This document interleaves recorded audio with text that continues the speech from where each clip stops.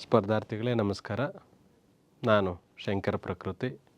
ನಮ್ಮ ವಿಜಯೀ ಭವ ಮತ್ತು ವಿಜಯ ಪಥ ಯೂಟ್ಯೂಬ್ ಚಾನಲ್ಗಳಿಗೆ ತಮಗೆಲ್ಲರಿಗೂ ಆತ್ಮೀಯವಾದಂಥ ಸ್ವಾಗತ. ವಿಜಯನಗರ ಸಾಮ್ರಾಜ್ಯದ ಇತಿಹಾಸದ 3 ಭಾಗಗಳನ್ನು ತಿಳಿದುಕೊಳ್ಳುವಂಥ ಒಂದು ಯೋಜನೆ ಹಾಕ್ಕೊಂಡಿದ್ವಿ. ಅದರಲ್ಲಿ 2 ಪಾರ್ಟ್ ಮುಗಿದಿತ್ತು, ಇದು 3ನೇ ಪಾರ್ಟ್. ಇದರಲ್ಲಿ ವಿಜಯನಗರದ ಸಾಹಿತ್ಯ, ಆಡಳಿತ ಮತ್ತು ಅವರ ಸಾಂಸ್ಕೃತಿಕ ಕೊಡುಗೆಗಳನ್ನು ತಿಳಿದುಕೊಳ್ತೀವಿ.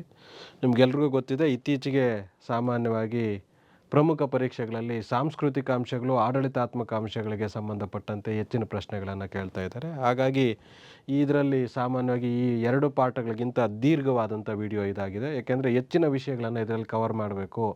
ಯಾವುದೇ ಕಾರಣಕ್ಕೆ ಕಲ್ಚರಲ್ ಹಿಸ್ಟ್ರಿಗೆ ಸಂಬಂಧಪಟ್ಟಂಥ ಕ್ವಶನ್ಸ್ ಯಾವುದೂ ಮಿಸ್ ಆಗಬಾರ್ದು ಅನ್ನೋ ಕಾರಣಕ್ಕೆ ಈ ವಿಡಿಯೋದಲ್ಲಿ ಹೆಚ್ಚಿನ ವಿಷಯಗಳನ್ನು ತಮ್ಮ ಗಮನಕ್ಕೆ ತರಕ್ಕೆ ಬಯಸ್ತಿದ್ದೇನೆ. ವಿಜಯನಗರ ಕಾಲದ ಸಾಹಿತ್ಯ. ವಿಜಯನಗರ ಕಾಲದಲ್ಲಿ ಕನ್ನಡ, ಸಂಸ್ಕೃತ, ತೆಲುಗು, ತಮಿಳು ಇಷ್ಟು ಭಾಷೆಗಳಲ್ಲಿ ಸಾಹಿತ್ಯ ರಚನೆ ಆಗಿದೆ. ಅದರಲ್ಲಿ ಗಂಗಾದೇವಿ ಅನ್ನೋಂಥವಳು, ಈಕೆ ಕಂಪಣ್ಣನ ಪತ್ನಿ. ಕಂಪಣ್ಣನ ಮಧುರೆ ದಂಡಯಾತ್ರೆ, ಮಧುರೆಯನ್ನು ಏನಾಗಿರುತ್ತೆ, ಅಲಾವುದ್ದೀನ್ ಖಿಲ್ಜಿಯ ದಾಳಿಗಳ ನಂತರ ಕಾಲದಲ್ಲಿ ಅಲ್ಲಿ ಒಂದು ಮುಸ್ಲಿಂ ಒಂದು ಆಡಳಿತ ಆರಂಭ ಆಗಿರುತ್ತೆ. ಮಧುರೆಯನ್ನು ಆಕ್ರಮಣ ಮಾಡಿಕೊಂಡು ಮಲ್ಲಿಕ್ ಕಾಪರ್ನು ಅಲ್ಲಿ ಒಂದು ಆಳ್ವಿಕೆಯನ್ನು ಆತನ ಅಲಾವುದ್ದೀನ್ ಖಿಲ್ಜಿಯ ಒಂದು ವಂಶಕ್ಕೆ ಸೇರಿದಂಥವ್ರನ್ನೆಲ್ಲ ಆಡಳಿತಕ್ಕೆ ಇಟ್ಟಿರ್ತಾನೆ. ಹಾಗಾಗಿ ಅದು ಆವಾಗಿಂದ ಮಧುರೆ ಒಂದು ಕಾಲದಲ್ಲಿ ಹಿಂದೂ ಹೆರಿಟೇಜ್ ಪ್ಲೇಸ್ ಆಗಿದ್ದಂಥದ್ದು. ಅನಂತರ ಸುಲ್ತಾನನ ಕೈಗೆ ಹೋಗಿರುತ್ತೆ. ಅದನ್ನು ಬಿಡಿಸಲಿಕ್ಕಾಗಿ ಆ ಮಧುರೆಯನ್ನು ಆಕ್ರಮಣ ಮಾಡಿಕೊಳ್ಳಿಕ್ಕಾಗಿ ಕಂಪಣ್ಣ ಅನ್ನೋಂಥವನು ಹೋಗ್ತಾನೆ. ಹೋಗುವಂಥ ಸಂದರ್ಭದಲ್ಲಿ ಬಲಿಷ್ಠ ಸೈನ್ಯ ಹೇಗೆ ಆ ಒಂದು ಯುದ್ಧ ನಡೆಸ್ತು, ಹೇಗೆ ಹೋರಾಟ ಇತ್ತು, ಅದರಲ್ಲಿ ಹೇಗೆ ಗೆದ್ದರು ಅನ್ನೋಂಥ ವಿಚಾರವನ್ನು, ಗಂಗಾದೇವಿಯ ಪತಿನೇ ಆಗಿರ್ತಾನೆ ಕಂಪಣ್ಣ. ಹಾಗಾಗಿ ತನ್ನ ಗಂಡನ ಸಾಧನೆಗಳನ್ನು ಪತ್ನಿ ದಾಖಲಿಸುವಂಥದ್ದು ಮಧುರಾವಿಜಯಂ ಅನ್ನೋಂಥ ಕೃತಿ. ಈಕೆ ಭಾರತದ ಚರಿತ್ರೆಯಲ್ಲಿ ಕವಿತ್ರೆ ಒಬ್ಬಳು ಬರೆದಂಥ ಮೊದಲ ಸಂಸ್ಕೃತ ಇತಿಹಾಸ ಇದು. ನಮ್ಮಲ್ಲಿ ಏನಾಗುತ್ತೆ, ಖಾತೆಗಳು ಪುರಾಣಗಳನ್ನೇ ಹೇಳ್ಕೊಂಡಿರ್ತಾ ಇದ್ರು ಅಂತ ಅಂದ್ಕೊಂಡಿದ್ದೀವಿ. ಆದರೆ ಅದರಲ್ಲೇ ಇತಿಹಾಸವನ್ನು ಸೇರಿಸಿ ಹೇಳ್ತಾ ಇದ್ರು ಅವರು ಅಷ್ಟೇ. ಅದನ್ನ ಸ್ವಲ್ಪ ರೋಚಕವಾಗಿ ಮಾಡಿ ಹೇಳ್ತಾ ಇದ್ರು. ಹಾಗಾಗಿ ಈ ಗಂಗಾದೇವಿ ಅನ್ನೋಂಥವಳು ಅದು ಇತಿಹಾಸವೇ, ಅದನ್ನು ಒಂದು ಕಥನ ರೂಪದಲ್ಲಿ ಹೇಳುವಂಥ ಒಂದು ಪ್ರಯತ್ನವನ್ನು ಮಾಡ್ತಾಳೆ. ಇದರಲ್ಲಿ ಕರ್ನಾಟ ಅನ್ನೋಂಥ ಪದ ಬಳಕೆ ಮಾಡಲಾಗಿದೆ ಮಧುರಾವಿಜಯಮಲ್ಲಿ. 1ನೇ ಬುಕ್ಕರಾಯನನ್ನು ಕರ್ನಾಟಕದ ಕುಲದ ಕೀರ್ತಿ ಅನ್ನೋಂಥ ಒಂದು ಇದರಿಂದ ಸಂಬೋಧಿಸಲಾಗಿದೆ. ಇಲ್ಲೇನು ಕೇಳ್ಬೋದು, ಮಧುರಾವಿಜಯಮನ್ನು ಯಾರು ಬರೆದ್ರು ಅನ್ನೋಂಥದ್ದು ಸುಮಾರು ಸರಿ ಕೇಳಿದ್ದಾರೆ. ಯಾರು ಬರೆದಂಥವ್ರು ಯಾರು ಅಂತ ಪ್ರಶ್ನೆ ಕೇಳಿದ್ದಾರೆ, ಅದು ಆಗಿದೆ. ಈಗ ಅದು ಏನು ಕಂಪಣ್ಣರಾಯನ ಪತ್ನಿ ಯಾರು ಅಂತ ಪ್ರಶ್ನೆ ಕೇಳ್ಬೋದು. ಅಥವಾ ಗಂಗಾದೇವಿ ಬರೆದಂಥ ಒಂದು ಕೃತಿ ಏನು ಮಧುರಾವಿಜಯಂ ಅನ್ನೋಂಥದ್ದು ಯಾರ ಒಂದು ಸಾಹಸಗಳನ್ನು ತಿಳಿಸುತ್ತೆ ಅನ್ನೋಂಥದ್ದು ಇಲ್ಲಿ ಪ್ರಶ್ನೆ ಕೇಳಬಹುದು. ಗಂಗಾಧರನ ಕೃತಿ ಗಂಗಾಧರ ಪ್ರತಾಪ ವಿಲಾಸಂ ಅಂತ. ಇದು ವಿಜಯನಗರ ಮತ್ತು ಬಹುಮನಿ ಸುಲ್ತಾನರು ಜೊತೆಗೆ ಒರಿಸ್ಸಾ ಈ ಸಂಘರ್ಷಗಳ ಕುರಿತು ಈ ಕೃತಿಯಲ್ಲಿ ಮಾಹಿತಿಯನ್ನು ನೀಡಲಾಗಿದೆ. 1ನೇ ರಾಜನಾಥ ಡಿಂಡಿಮ ಅನ್ನೋಂಥವನು ನರಸಿಂಹನ ಒಂದು ರಾಜನ ಆಸ್ಥಾನ ಕವಿಯಾಗಿರ್ತಾನೆ. ಸಾಳ್ವಾಭ್ಯುದಯಂ ಅನ್ನೋಂಥ ಒಂದು ಕೃತಿಯನ್ನು ಬರೀತಾನೆ. ಇದು ಸಾಳ್ವ ಸಂತತಿಯ ಮಾಹಿತಿಯನ್ನು ನೀಡುತ್ತೆ. ಇಲ್ಲಿ ಈ ಕೃತಿಗಳನ್ನು ಇದುವರೆಗೆ ಕೇಳಿರೋಂಥದ್ದು ರೇರು. ಆದರೆ ಗಂಗಾದೇವಿ, ಮಧುರಾವಿಜಯಂ ಅವೆಲ್ಲ ಕೇಳಿದ್ದಾರೆ. ಅದನ್ನು ಬಿಟ್ಟು ಈ ಕಡೆ ಬಂದು ಕೇಳಬಹುದು ಅನ್ನೋಂಥ ಕಾರಣಕ್ಕೆ ಈ ಪ್ರಶ್ನೆಗಳನ್ನು ತೆಗೆದುಕೊಳ್ಳಲಾಗಿದೆ. 2ನೇ ರಾಜನಾಥ ಡಿಂಡಿಮ ಅಂತ ಈತ, ನೀವು ಎಲ್ಲಿ ಡಿಂಡಿಮನ್ ಅಂತ ಬಾರಿಸು ಕನ್ನಡ ಡಿಂಡಿಮವ ಓ ಕರ್ನಾಟಕ ಹೃದಯ ಶಿವ ಅನ್ನೋಂಥದ್ದು ಕುವೆಂಪುರವರ ಒಂದು ಇದನ್ನು ಕೇಳಿರ್ತೀರಿ. ಅದರಲ್ಲಿ ಡಿಂಡಿಮ ಅನ್ನೋಂಥದ್ದು ಬರ್ತದೆ. ಆ ಡಿಂಡಿಮ ಅನ್ನೋಂಥವ್ರು ಆಗಿನ ಕಾಲದ ಒಂದು ಸಾಹಿತಿಗಳಾಗಿದ್ದರು. ಅಚ್ಯುತ ರಾಮಾಭ್ಯುದಯಂ ಅನ್ನೋಂಥ ಕೃತಿಯನ್ನು ಈ 2ನೇ ರಾಜನಾಥ ಡಿಂಡಿಮ ಅನ್ನೋಂಥವ್ನು ಬರೀತಾನೆ. ಇದು ಅಚ್ಯುತರಾಯನ ಸಾಧನೆಗಳನ್ನು ತಿಳಿಸುತ್ತೆ. ಇದು ಸುಲಭ, ಅವ್ರ ಹೆಸರಲ್ಲಿರುವಂಥ ಒಂದು ಇದನ್ನೇ, ಅವರ ಸಾಧನೆಗಳನ್ನೇ ಅದು ತಿಳಿಸುತ್ತೆ. ರಾಯವಾಚಕಮು, ಕೃಷ್ಣರಾಜ ವಿಜಯಮು ಕೃತಿಗಳು ಕೃಷ್ಣದೇವರಾಯನ ವ್ಯಕ್ತಿತ್ವ ಹೇಗಿತ್ತು, ಆತನ ಜೀವನ, ಆತನ ಸೈನಿಕ ಸಾಧನೆಗಳ ಮಾಹಿತಿಯನ್ನು ಈ ಕೃತಿಗಳು ನೀಡ್ತವೆ.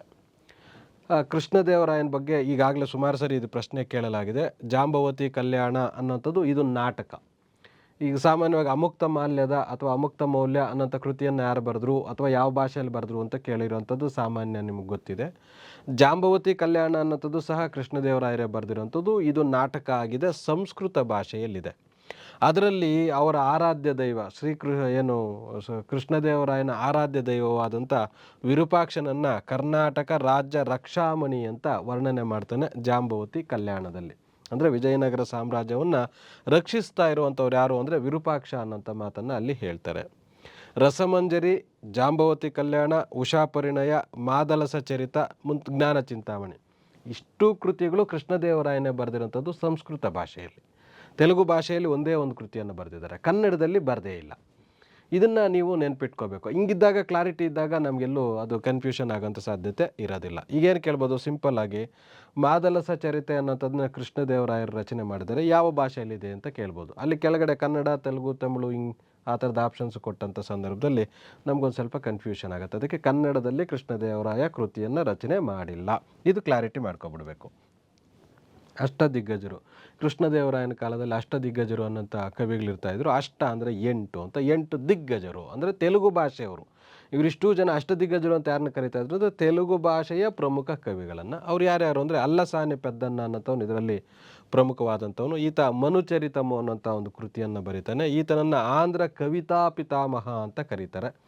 ಅದು ಕೃಷ್ಣದೇವರಾಯನ ಆಸ್ಥಾನದಲ್ಲಿ ಈತ ಆಶ್ರಯವನ್ನು ಪಡೆದಿದ್ದ. ಆನಂತರ ನಂದಿ ತಿಮ್ಮಣ ಅಂತ ಬರ್ತಾನೆ. ಈತ ಪಾರಿಜಾತಾಪಹರಣಮು ಅನ್ನೋಂಥ ಕೃತಿ ಬರೀತಾನೆ. ದೂರ್ಜತಿ ಕಾಳಹಸ್ತಿ ಶತಕ ಅನ್ನೋಂಥ ಕೃತಿಯನ್ನು, ತೆನಾಲಿರಾಮ ಉಭಟಾರಾಧ್ಯಂ ಅನ್ನೋಂಥ ಕೃತಿಯನ್ನು ಬರೀತಾನೆ. ಇದರಲ್ಲಿ ಯಾವ ಕೃತಿಯನ್ನು ಯಾರು ಬರೆದ್ರು ಅಂತ ಹೊಂದಿಸಿ ಬರೀರಿ ಕೇಳ್ಬೋದು, ಅಥವಾ ಸಿಂಗಲ್ ಆಗಿ ಒಬ್ಬೊಬ್ಬರೇ ಕೇಳೋಂಥ ಸಾಧ್ಯತೆ ಇರುತ್ತೆ. ಅಷ್ಟದಿಗ್ಗಜರು ಯಾರ ಆಸ್ಥಾನದಲ್ಲಿದ್ದರು? ಕೃಷ್ಣದೇವರಾಯನ ಆಸ್ಥಾನದಲ್ಲಿ. ಯಾವ ಭಾಷೆಯ ಕವಿಗಳವರು? ತೆಲುಗು ಭಾಷೆ, ಇದು ಗೊತ್ತಿರಬೇಕು. ಮಾದಯ್ಯಗಾರಿ ಮಲ್ಲಣ್ಣ, ಈತ ರಾಜಶೇಖರ ಚರಿತಂ ಅಂತ. ರಾಮರಾಜಭೂಷಣ ಅನ್ನೋಂಥವ್ರು ವಸುಚರಿತಂ ಅಂತ. ಪಿಂಗಳಿ ಸೂರಣ್ಣ ಅನ್ನೋಂಥವ್ರು ಕಲಾಪೂರ್ಣ ವಿಜಯಂ ಅಂತ. ನಂತರ ಅಯ್ಯಾಲ ರಾಜು ರಾಮಭದ್ರ ಅನ್ನೋಂಥವ್ರು ರಾಧಾ ಮಾಧವ ಅನ್ನೋಂಥದ್ದು. ಇವು ಪ್ರಮುಖವಾಗಿ ಇವರು ಅಷ್ಟದಿಗ್ಗಜರು, 8 ಜನ ಕವಿಗಳು. 8 ಜನ ಕವಿಗಳ ಕೃತಿಗಳನ್ನು ಈಗ ನೀವು ತಿಳಿದುಕೊಂಡಿದ್ದೀರಿ. ಅನಂತರ ಶ್ರೀನಾಥ ಅನ್ನೋಂಥವ್ನು ಬರ್ತಾನೆ. ಈತ ತುಂಬ ಪ್ರಮುಖವಾದಂಥ ಕವಿ. ಕಾಶಿಕಾಂಡ ಮತ್ತು ಹರಿವಿಲಾಸಮು ಅನ್ನೋಂಥ ಕೃತಿಗಳನ್ನು ಬರೀತಾನೆ. ಈತನು ಸಹ ತೆಲುಗು ಭಾಷೆಯ ಕವಿ. ಈತನಿಗೆ ಕನಕಾಭಿಷೇಕವನ್ನು 2ನೇ ದೇವರಾಯ ಮಾಡ್ತಾನೆ. ಈತನ ಪಾಂಡಿತ್ಯಕ್ಕೆ ಮೆಚ್ಚಿ ಕನಕಾಭಿಷೇಕ ಅಂತಂದರೆ ನಾವು ಮಾಡುವಂಥದ್ದು ಅಭಿಷೇಕ ಹಾಲು, ಅಮೃತ, ಜೇನು, ತುಪ್ಪ ಇವೆಲ್ಲ ಹಾಕಿ ಮಾಡ್ತೀವಿ, ಮೊಸರು ಅದೆಲ್ಲ ಹಾಕಿ. ಆದರೆ ಚಿನ್ನದ ನಾಣ್ಯಗಳನ್ನು ಅಂದರೆ ವ್ಯಕ್ತಿಯನ್ನು ಕೂರಿಸಿ ಆತನ ಮೇಲೆ ಚಿನ್ನದ ನಾಣ್ಯಗಳನ್ನು ಸುರಿಯೋದಕ್ಕೆ ಕನಕಾಭಿಷೇಕ ಅಂತ ಕರೀತಾರೆ. 2ನೇ ದೇವರಾಯ ಶ್ರೀನಾಥನಿಗೆ ಕನಕಾಭಿಷೇಕ ಮಾಡಿರ್ತಾನೆ. ಇಲ್ಲೇನು ಕೇಳ್ಬೋದು? ವಿಜಯನಗರದ ಯಾವ ಅರಸ ಶ್ರೀನಾಥ ಅನ್ನುವಂಥ ಕವಿಗೆ ಕನಕಾಭಿಷೇಕವನ್ನು ಮಾಡಿದ ಅನ್ನೋಂಥ ಪ್ರಶ್ನೆ ಕೇಳ್ಬೋದು. ಅಥವಾ ಯಾವ ರಾಜನಿಂದ ಕನಕಾಭಿಷೇಕವನ್ನು ಶ್ರೀನಾಥ ಪಡೆದುಕೊಂಡ ಅಂತಂದರೆ ಅದು 2ನೇ ದೇವರಾಯ. ನಾವು ಸಾಮಾನ್ಯವಾಗಿ ಕೃಷ್ಣದೇವರಾಯನಿಗೆ ಹೋಗಿ ಅಲ್ಲಿ ತಪ್ಪು ಮಾಡ್ತೀವಿ, ಅದಕ್ಕೆ 2ನೇ ದೇವರಾಯ ಕ್ಲಾರಿಟಿ ಇರಬೇಕು. ಅಮುಕ್ತ ಮೌಲ್ಯ ಅಥವಾ ಅಮುಕ್ತ ಮಾಲ್ಯದ ಅಂತ ಕರೀತಾರೆ. ಇದು ಮತ್ತೊಂದು ಹೆಸರು ವಿಷ್ಣು ಚಿತ್ತೀಯಂ ಅಂತಲೂ ಕರೀತಾರೆ. ಇದು ಕೃತಿ ಯಾರಿಗೆ ಅರ್ಪಣೆ ಮಾಡಿದ್ದಾರೆ ಅಂತ ಬರೆದಿರೋದು ಕೃಷ್ಣದೇವರಾಯ ಗೊತ್ತು. ಇದನ್ನು ಯಾರಿಗೆ ಅರ್ಪಣೆ ಮಾಡಿದ್ದಾರೆ ಅಂತಂದರೆ ಶ್ರೀ ವೆಂಕಟೇಶ್ವರನಿಗೆ ಅರ್ಪಿಸಲಾಗಿದೆ. ಇದರಲ್ಲಿ ರಾಜ್ಯದ ಆದಾಯವನ್ನು 4 ಭಾಗಗಳಾಗಿ ವಿಂಗಡಿಸಿ ಆ 4 ಭಾಗಗಳು ಯಾವ್ಯಾವುದಕ್ಕೆ ಎಷ್ಟೆಷ್ಟು ಖರ್ಚು ಮಾಡ್ತವೆ ಅನ್ನೋಂಥ ಮಾಹಿತಿಯನ್ನು ಹೇಳ್ತಾನೆ ಕೃಷ್ಣದೇವರಾಯ. ಇದರಲ್ಲಿ ಆಡಳಿತಾತ್ಮಕ ವಿಚಾರಗಳು ಕೃಷ್ಣದೇವರಾಯ ರಚನೆ ಮಾಡಿರುವಂಥ ಇತರೆ ಕೃತಿಗಳನ್ನು ಹೋಲಿಸಿದಾಗ ಅವು ಬೇರೆ ಬೇರೆ ನಾಟಕ, ಕಾವ್ಯ ಇನ್ನೊಂದು ಮತ್ತೊಂದು ಇರುತ್ತೆ. ಆದರೆ ಇದು ಅಮುಕ್ತ ಮೌಲ್ಯ ಅನ್ನೋಂಥದ್ದು ಕೃಷ್ಣದೇವರಾಯನ ಆಡಳಿತ ವಿಚಾರಗಳನ್ನು ಇದರಲ್ಲಿ ಪ್ರಸ್ತಾಪ ಮಾಡಲಾಗಿದೆ. ಅದಕ್ಕೆ ಇದು ಆಡಳಿತಾತ್ಮಕ ವಿಷಯಗಳನ್ನು ತಿಳಿಸುವಂಥದ್ದು ತುಂಬ ಪ್ರಮುಖವಾಗಿರುವಂಥದ್ದು. ಕೃಷ್ಣದೇವರಾಯ ಮಾದಾಲಸ ಸರಿತಂ, ಜಾಂಬವತಿ ಕಲ್ಯಾಣಮ್ಮ ಮತ್ತು ಅಮುಕ್ತ ಮಾಲ್ಯದ ಅನ್ನೋಂಥ ಕೃತಿಗಳನ್ನು ಬರೆದಿದ್ದಾನೆ. ಇದರಲ್ಲಿ ಯಾವ ಕೃತಿಯಲ್ಲಿ ಅಡ್ಮಿನಿಸ್ಟ್ರೇಷನ್ಗೆ ಸಂಬಂಧಪಟ್ಟಂತೆ ಕೃಷ್ಣದೇವರಾಯನ ಇವುಗಳನ್ನು ರಚನೆ ಮಾಡಿದ್ದಾನೆ, ತಿಳಿಸಿದ್ದಾನೆ ಅನ್ನೋಂಥ ಪ್ರಶ್ನೆಯನ್ನು ಕೇಳ್ಬೋದು. ನಂಜುಂಡ ಕವಿ ಅಂತ ಬರ್ತಾನೆ. ಈತ ಕುಮಾರರಾಮನ ಸಾಂಗತ್ಯ ಅನ್ನೋಂಥ ಕೃತಿಯನ್ನು, ಲಿಂಗಣ್ಣ ಕೆಳದೀನ್ ರೂಪವಿಜಯಂ, ಲಕ್ಕಣ್ಣ ದಂಡೇಶ ಶಿವತತ್ವ ಚಿಂತಾಮಣಿ, ತಿರುಮಲಾಂಬೆ ವರದಾಂಬಿಕಾ ಪರಿಣಯಂ ಅನ್ನೋಂಥ ಕೃತಿಗಳನ್ನು ರಚನೆ ಮಾಡಿದ್ದಾರೆ. ಅದು ಯಾರ್ಯಾರು ಯಾವ ಕೃತಿಗಳನ್ನು ರಚನೆ ಮಾಡಿದ್ರು ಅನ್ನೋಂಥ ಪ್ರಶ್ನೆಗಳನ್ನು ಕೇಳ್ಬೋದು. ವಿಜಯನಗರ ಅಂತ ಬಂದ ತಕ್ಷಣ ಸಾಹಿತ್ಯದಲ್ಲಿ ಅಷ್ಟದಿಗ್ಗಜರು ಅಂತ ಎಷ್ಟು ಫೇಮಸ್ಸು, ಅನಂತರ ಬಂದಾಗ ದಾಸ ಸಾಹಿತ್ಯ ಅನ್ನೋಂಥದ್ದು ಅಷ್ಟೇ ಫೇಮಸ್ಸು. ದಾಸರು ಅಂದರೆ ಸಂಸಾರ ಇದನ್ನೆಲ್ಲ ತ್ಯಾಗ ಮಾಡಿ ಊರು ಅಲೆದಾಡುತ್ತಾ ನೈತಿಕ ವಿಚಾರಗಳನ್ನು ಬೋಧನೆ ಮಾಡುತ್ತಾ ಜನರಲ್ಲಿ ಭಕ್ತಿಯನ್ನು ಪ್ರೇರೇಪಿಸುತ್ತಾ ನಶ್ವರ ಜೀವನ ಅಂದರೆ ಏನು, ಶಾಶ್ವತ ಜೀವನ ಅಂದರೆ ಏನು, ಸ್ವರ್ಗ ಅಂದರೆ ಏನು, ನರಕ ಅಂದರೆ ಏನು, ಈ ಥರ ವಿಚಾರಗಳ ಬಗ್ಗೆ ಜನರಿಗೆ ತಿಳುವಳಿಕೆ ಮೂಡಿಸುತ್ತಾ ಸಂಚಾರ ಮಾಡುವಂಥ ಒಂದು ಇವರಿಗೆ ನಾವು ದಾಸರು ಅಂತ ಕರಿತೀವಿ. ಆ ದಾಸ ಸಾಹಿತ್ಯದಲ್ಲಿ ಪ್ರಮುಖವಾಗಿ ಬರುವಂಥವರು ವ್ಯಾಸರಾಯರು, ಅನಂತರ ಪುರಂದರದಾಸರು, ಅನಂತರ ಕನಕದಾಸರು ಪ್ರಮುಖವಾಗಿ ಬರುವಂಥ ದಾಸ ಸಾಹಿತ್ಯವನ್ನು ಸೃಷ್ಟಿ ಮಾಡಿರುವಂಥವ್ರು. ಇವ್ರೇನು ಮಾಡ್ತಾರೆ, ಆ ಕಾಲದಲ್ಲಿ ಬರುವಂಥ ಸಾಮಾಜಿಕ ವಿಚಾರಗಳು, ತಾರತಮ್ಯ ಮಾಡೋಂಥದ್ದು, ವ್ಯತ್ಯಾಸ ಇರೋಂಥದ್ದು, ಧಾರ್ಮಿಕ ವಿಚಾರಗಳು, ಜಾತಿ ಪದ್ಧತಿ, ಮೂಢನಂಬಿಕೆ, ಡಂಬಾಚಾರಗಳು, ಅಸಮಾನತೆಗಳು, ಇವೆಲ್ಲ ವಿಚಾರಗಳನ್ನು ಕುರಿತು ತಮ್ಮ ಹಾಡುಗಳಲ್ಲಿ ಜನರಿಗೆ ಜಾಗೃತಿ ಮೂಡಿಸುವಂಥ, ಅವ್ರನ್ನ ಎಚ್ಚರಗೊಳಿಸುವಂಥ ಕೆಲಸವನ್ನು ಮಾಡ್ತಾ ಇರ್ತಾರೆ. ಕರ್ನಾಟಕ ಸಂಗೀತದ ಪಿತಾಮಹ ಅಂತಂದ್ಬಿಟ್ಟು ಪುರಂದರದಾಸರನ್ನು ಕರಿತೀವಿ. ಈ ಕರ್ನಾಟಕ ಸಂಗೀತ ಅನ್ನೋಂಥದ್ದು ಉಗಮ ಆಗುವಂಥದ್ದು ವಿಜಯನಗರದ ಅರಸರ ಕಾಲದಲ್ಲಿ, ಅದರಲ್ಲೂ ಕೃಷ್ಣದೇವರಾಯನ ಒಂದು ಸಮಕಾಲೀನರಾಗಿ ಇವರು ಇರ್ತಾರೆ ಅನ್ನೋಂಥದ್ದು. ಅನಂತರ ಬರುವಂಥದ್ದು ಇನ್ನೊಂದು ಈಸಬೇಕು ಇದ್ದು ಜಯಿಸಬೇಕು ಅಂತ, ಕನ್ನಡ ಲಿಟ್ರೇಚರ್ ಕ್ವಶನ್ಸ್ ಕೇಳಬೇಕಾದಾಗ ಅದನ್ನು ಕೇಳ್ತಾರೆ, ಇದು ಯಾರ್ದು ಸ್ಲೋಗನ್ನು ಅಂತ. ಅದು ಯಾರ್ದು? ಪುರಂದರದಾಸರದು. ಮಾನವ ಕುಲಂ ತಾನೊಂದೇ ವಲಂ, ಇದು ಯಾರ್ದು ಕೊಟೇಶನ್ ಅಂತ ಕೇಳ್ತಾರೆ, ಅದು ಪಂಪನದ್ದು. ಕುಲ ಕುಲವೆಂದು ಒಡೆದಾಡದಿರಿ, ಕುಲದ ಮೂಲ ನೆಲೆಯೇನಾದರೂ ನೀವು ಬಲ್ಲಿರಾ ಅಂತ ಕೇಳೋಂಥದ್ದು ಕನಕದಾಸರು. ಅಂದ್ರೆ ಇನ್ನೊಂದು ಅದ್ಭುತವಾದಂಥ ಸತ್ಯ ಹೇಳ್ತಾರೆ ಕನಕದಾಸರು. ಎಲ್ಲರೂ ಮಾಡುವುದು ಹೊಟ್ಟೆಗಾಗಿ, ಗೇಣು ಬಟ್ಟೆಗಾಗಿ. ಮಾಡಬಾರ್ದನ್ನೆಲ್ಲ ಮಾಡ್ತಾರೆ, ಏನೇನೋ ಮಾಡ್ತಾರೆ, ಅವೆಲ್ಲವನ್ನೂ ಮಾಡ್ತಾ ಇರೋದು ಏನಕ್ಕೆ ಅಂದರೆ ಹೊಟ್ಟೆಗಾಗಿ ಮತ್ತು ಗೇಣು ಬಟ್ಟೆಗಾಗಿ. ಇದು ಯಾರ್ದು ಕೊಟೇಶನ್ ಅಂತ ಕೇಳಿದ್ರೆ ಅದು ಕನಕದಾಸರದು. ಕನಕದಾಸರ ಪ್ರಮುಖ ಕೃತಿಗಳು 4 ಇದ್ದಾವೆ. ಒಂದು ಮೋಹನ ತರಂಗಿಣಿ, ಮತ್ತೊಂದು ನಳಚರಿತ್ರೆ, ಮತ್ತೊಂದು ಹರಿಭಕ್ತ ಸಾಗರ, ಮತ್ತೊಂದು ರಾಮಧಾನ್ಯ ಚರಿತ. ಇವು ಪ್ರಮುಖವಾಗಿ ಕನಕದಾಸರ ಕೃತಿಗಳು. ಈ ಕೃತಿಗಳನ್ನು ಯಾರು ಬರೆದ್ರು ಅಥವಾ ಕನಕದಾಸರ ಕೃತಿಗಳು ಯಾವುದು, ಆ ಥರದ ಪ್ರಶ್ನೆಗಳನ್ನು ಕೇಳ್ಬೋದು.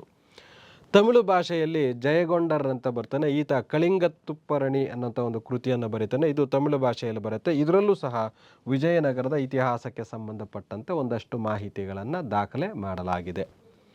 ಇದುವರೆಗೆ ನಾವು ದೇಶೀಯವಾಗಿ ನಮ್ಮ ದೇಶದವರು ರಚನೆ ಮಾಡಿದಂಥ ಸಾಹಿತ್ಯವನ್ನು ವಿಜಯನಗರದ ಕುರಿತು ಏನೇನು ತಿಳಿಸುತ್ತೆ ಅನ್ನೋಂಥದ್ದನ್ನ ತಿಳ್ಕೊಂಡಿದ್ವಿ. ಈಗ ವಿದೇಶಿ ಸಾಹಿತ್ಯ ತಿಳ್ಕೊಳಕ್ಕೆ ಹೋಗ್ತೀವಿ. ಬಹುಶಃ ವಿಜಯನಗರ ಸಾಮ್ರಾಜ್ಯ ಒಂದನ್ನು ಬಿಟ್ಟರೆ ಭಾರತದ ಇನ್ಯಾವ ಸಾಮ್ರಾಜ್ಯಕ್ಕೂ ಇಷ್ಟು ವಿದೇಶಿ ಸಾಹಿತ್ಯ ಇಲ್ಲ.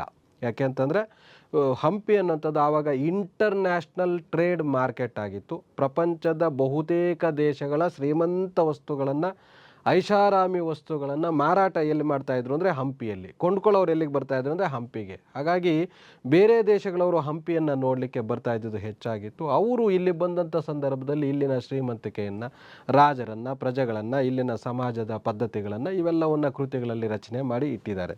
ಅದರಿಂದಾಗಿ ವಿಜಯನಗರ ಕಾಲದ್ದು ವಿದೇಶಿ ಸಾಹಿತ್ಯ ಅನ್ನೋಂಥದ್ದು ವೆರಿ ಇಂಪಾರ್ಟೆಂಟು. ಅದ್ರ ಮೇಲೆ ಹೆಚ್ಚಿಗೆ ಕಾನ್ಸಂಟ್ರೇಷನ್ ಮಾಡಿ ನಿಮಗೆ ಅದರಲ್ಲಿ ಯಾವ ಕ್ವಶನ್ನು ಮಿಸ್ ಆಗಬಾರ್ದು ಅನ್ನೋ ಕಾರಣಕ್ಕೆ ಹೆಚ್ಚಿನ ಮಾಹಿತಿಯನ್ನು ಅಲ್ಲಿ ಕೊಡ್ತಾ ಹೋಗ್ತಾನೆ. ಇದೊಂದು ಟೇಬಲ್ ನೋಡ್ಕೊಬಿಡಿ. ನಿಕೋಲೋ ಡಿ ಕಾಂಟಿ ಅಂತ ಬರ್ತಾನೆ. ಈತ ಯಾವ ದೇಶದವನು ಅಂತ ಕೇಳ್ಬೋದು. ಇಟಲಿ ದೇಶದವನು. ಈತ 1ನೇ ದೇವರಾಯ, 2ನೇ ದೇವರಾಯ, 3ನೇ ಬುಕ್ರಾಯ, ಈ 3 ಜನರ ಒಂದು ಅಡ್ಮಿನಿಸ್ಟ್ರೇಷನ್ನ ಒಂದು ಅವಧಿಯಲ್ಲಿ ಈತ ಬಂದಿರ್ತಾನೆ. ಅಬ್ದುಲ್ ರಜಾಕ್ ಅಂತ ಬರ್ತಾನೆ. ಈತ 1442ರಿಂದ 1443 ತನಕ ಬರ್ತಾನೆ. ಈತ ಪರ್ಷಿಯಾ ದೇಶದಿಂದ ಬರ್ತಾನೆ. 2ನೇ ದೇವರಾಯನ ಕಾಲದಲ್ಲಿ ಬರ್ತಾನೆ. ಈತ ರಾಯಭಾರಿ ಆಗಿರ್ತಾನೆ. ಇದರಲ್ಲಿ ಬಂದಂಥವರಲ್ಲಿ ರಾಯಭಾರಿ ಯಾರು, ವ್ಯಾಪಾರಿಗಳ್ಯಾರು, ಕುದುರೆ ವ್ಯಾಪಾರಿಗಳ್ಯಾರು, ವಜ್ರದ ವ್ಯಾಪಾರಿಗಳ್ಯಾರು, ಈ ಥರದ ಮಾಹಿತಿಯನ್ನು ಕೇಳೋಂಥ ಸಾಧ್ಯತೆ ಇರುತ್ತೆ. ಈಗಾಗಲೇ ಕೇಳಿಬಿಟ್ಟಿದ್ದಾರೆ 2ನೇ ದೇವರಾಯ ಯಾರ ಕಾಲದಲ್ಲಿ, 2ನೇ ದೇವರಾಯನ ಕಾಲದಲ್ಲಿ ಬಂದಿದ್ದಂಥ ವಿದೇಶಿಗ ಯಾರು, ಅಥವಾ ಅಬ್ದುಲ್ ರಜಾಕ್ ಅನ್ನೋಂಥ ರಾಯಭಾರಿ ಯಾರ ಆಸ್ಥಾನಕ್ಕೆ ಬಂದಿದ್ದ, ಈ ಥರದವೆಲ್ಲ ಕೇಳಿ ಆಗಿದೆ. ಕೇಳುವಂಥ ಪ್ರಶ್ನೆಗಳು ಈಗಾಗಲೇ ಕೇಳಿರೋಂಥದ್ದೇ ರಿಪೀಟ್ ಮಾಡ್ತಾರೆ 50%. ಇನ್ನೊಂದು 50% ಹೊಸದನ್ನ ಕೇಳಕ್ಕೆ ಹೋಗ್ತಾರಲ್ಲ. ನಾವು ರೆಗ್ಯುಲರಾಗಿ ಹಳೆಯದು ಅದೇ ಪ್ಯಾಟ್ರನಲ್ಲಿ ಹೋಗ್ತಾ ಇದ್ರೆ, ಈಗ ನಮ್ಮ ಅಪ್ಪನೂ ಅದೇ ನೋಟ್ಸು, ನಾನು ಅದೇ ನೋಟ್ಸು, ನನ್ನ ಮಕ್ಕಳು ಅದೇ ನೋಟ್ಸು ಓದ್ತಾ ಇದ್ದರೆ ನಾವು ಹೆಂಗೆ ಸಕ್ಸಸ್ ಆಗ್ಲಿಕ್ಕೆ ಸಾಧ್ಯ ಇರುತ್ತೆ? ಅಪ್ಡೇಟ್ ಆಗ್ತಾ ಇರ್ಬೇಕು ತಾನೆ. ಅದರಿಂದಾಗಿ ಹೊಸ ಕ್ವೆಶನ್ಸ್ ಬರ್ತಾ ಇರುತ್ತೆ. ರೆಗ್ಯುಲರಾಗಿ ಬರುವಂಥ ಕ್ವಶನ್ಸ್ಗೆ ಎಲ್ಲರೂ ಆನ್ಸರ್ ಮಾಡ್ತೀರಿ. ಹೊಸದಾಗಿ ಬರುವಂಥ ಕ್ವಶನ್ಸನ್ನು ಯಾರು ಆನ್ಸರ್ ಮಾಡ್ತಾರೋ ಅವ್ರು ಮಾತ್ರ ಸೆಲೆಕ್ಷನ್ ಆಗ್ತದೆ. ಆ ಹೊಸದಾಗಿ ಬರುವಂಥ ಕ್ವಶನ್ಸ್ಗೆ ನಾವು ಮೊದಲೇ ಪ್ರಿಪೇರ್ ಆಗಿದ್ದರೆ ಆನ್ಸರ್ ಮಾಡೋದು ಈಸಿ ಆಗುತ್ತೆ. ಅಯ್ಯೋ ಹಿಂಗೆಲ್ಲ ಕೇಳ್ಬಿಟ್ಟಿದ್ದಾರೆ, ಹಿಂಗೆಲ್ಲ ಕೇಳ್ತಾರೆ ಅಂತ ನಾವು ಅಂದ್ಕೊಂಡಿರಲಿಲ್ಲ ಅಂದರೆ ನೀನು ಯಾಕೆ ಅಂದ್ಕೋಬಾರ್ದಾಗಿತ್ತು? ನೀನು ಅದಕ್ಕೋಸ್ಕರ ತಾನೇ ಓದ್ತಾ ಇದ್ದಿದ್ದು. ಓದ್ಕೊಂಡವನು ಹಿಂಗೆಲ್ಲ ಕೇಳ್ಬೋದಲ್ವ ಅಂತ ನೀನು ಯಾಕೆ ಯೋಚನೆ ಮಾಡಬಾರ್ದಾಗಿತ್ತು? ಎಕ್ಸಾಮ್ ಆದಮೇಲೆ ಹಿಂಗೆ ಕೇಳ್ಬಿಟ್ಟಿದ್ದಾರೆ ಅಂತ ಬಂದು ಅವ್ರನ್ನ ದೂರೋದ್ರ ಬದಲಿಗೆ ನಾವು ಮೊದಲೇ ಪ್ರಿಪೇರ್ ಆಗುವಾಗ ಈ ಪ್ಯಾಟ್ರನ್ನಲ್ಲಿ ಹೋದರೆ ಅನುಕೂಲ ಆಗುತ್ತೆ ಅನ್ನೋದು ನನ್ನ ಒಪಿನಿಯನ್ನು. ಅಥೆನೇಸಿಯಸ್ ನಿಕೇಟಿನ್ ಅಂತ ಬರ್ತಾನೆ. ಈತ 2 ಅವಧಿಗಳಿಗೆ ಬಂದಿರ್ತಾನೆ. ರಷ್ಯಾದವನು ಈತ. ವಿರೂಪಾಕ್ಷ 2 ಅಥವಾ 2ನೇ ವಿರೂಪಾಕ್ಷನ ಕಾಲದಲ್ಲಿ ಬಂದಿರ್ತಾನೆ. ವರ್ತಮಾನ್ ಅಂತವನು ಬರ್ತಾನೆ 505ರಿಂದ 507. ಯಾವ ಇಸ್ವಿಯಲ್ಲಿ ಬಂದಿದ್ದಾನಂಥದ್ದು ಕೇಳೋಂಥದ್ದು ಡೌಟು ಮ್ಯಾಕ್ಸಿಮಮ್ಮು. ಯಾರ ಕಾಲದಲ್ಲಿ ಬಂದಿದ್ದ ಅಂತ ಕೇಳ್ತಾರೆ.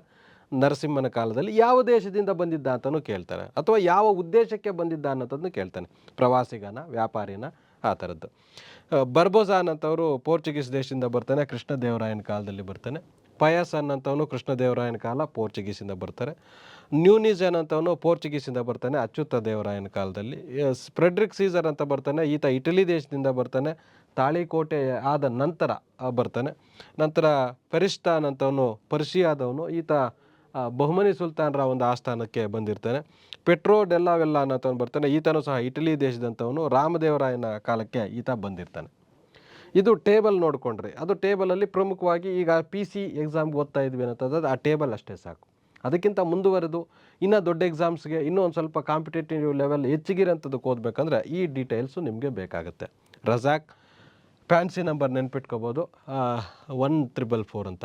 ಈತ ಏನು ಹೇಳ್ತಾನೆ, ವಿಜಯನಗರದ ಅರಸರಿಗೆ ಗುಲಾಬಿ ಹೂಗಳಂದರೆ ಅತಿ ಪ್ರೀತಿ ಪಾತ್ರವಾದಂಥವು. ಊಟ ಇಲ್ಲದೆ ಹೋದರೂ ಇರ್ತಾರೆ, ಅವರು ಹೂವು ಇಲ್ಲದೆ ಹೋದರೆ ಇರೋದಿಲ್ಲ ಅನ್ನೋಷ್ಟು ಮಟ್ಟಕ್ಕೆ ವಿಜಯನಗರದ ಅರಸರಿಗೆ ಗುಲಾಬಿ ಹೂವು ಇಷ್ಟ ಅನ್ನೋಂಥದ್ದನ್ನು ಅಬ್ದುಲ್ ರಜಾಕ್ ಹೇಳ್ತಾನೆ. ವಿಜಯನಗರದಲ್ಲಿ ಎಂತಹ ಕೋಟೆಗಳಿದೆ, ವಜ್ರಗಳನ್ನು ಬೀದಿಯಲ್ಲಿ ವ್ಯಾಪಾರ ಮಾಡ್ತಾರೆ ಅನ್ನೋಂಥದ್ದನ್ನು, ಶ್ರೀಮಂತರಿಗೂ ಮತ್ತು ಬಡವರಿಗೂ ಬಹಳ ಅಸಮಾನತೆ ಇದೆ ಅನ್ನೋಂಥದ್ದನ್ನ ಹೇಳ್ತಾನೆ. ಯಾವ ಮಟ್ಟಕ್ಕೆ ಅಂತಂದರೆ ತುಂಬ ಶ್ರೀಮಂತರಿದ್ದಾರೆ, 3 ಅಂತಸ್ತು 4 ಅಂತಸ್ತಿನ ಮನೆಗಳಲ್ಲಿ ವಾಸ ಮಾಡೋಂಥವ್ರು, ಇನ್ನು ಕೆಲವರು ಮನೆಯೇ ಇಲ್ಲದೆ ವಾಸ ಮಾಡೋಂಥವ್ರು, ಒಬ್ಬರು ಊಟ ಇಲ್ಲದೆ ಸಾಯುವಂಥವ್ರು ಇದ್ದರೆ, ಇನ್ನು ಕೆಲವರು ಊಟ ಹೆಚ್ಚಾಗಿ ಅಜೀರ್ಣದಿಂದ ಸಾಯುವಂಥವ್ರು. ಆ ಥರ ಮಟ್ಟಕ್ಕೆ ಅಸಮಾನತೆ ಇತ್ತು ಅನ್ನೋಂಥದ್ದನ್ನು ಈ ಅಬ್ದುಲ್ ರಜಾಕ್ ಹೇಳ್ತಾನೆ. 300 ಬಂದರುಗಳಿದ್ದಾವೆ, 1000 ಆನೆಗಳಿದ್ದಾವೆ. ವಿಜಯನಗರವು ಫಲವತ್ತಾದಂಥ ಕೃಷಿ ಭೂಮಿಯನ್ನು ಹೊಂದಿದೆ, ಇಲ್ಲಿ ಅಗ್ರಿಕಲ್ಚರ್ ಚೆನ್ನಾಗಾಗತ್ತೆ ಅಂತ ಹೇಳ್ತಾನೆ.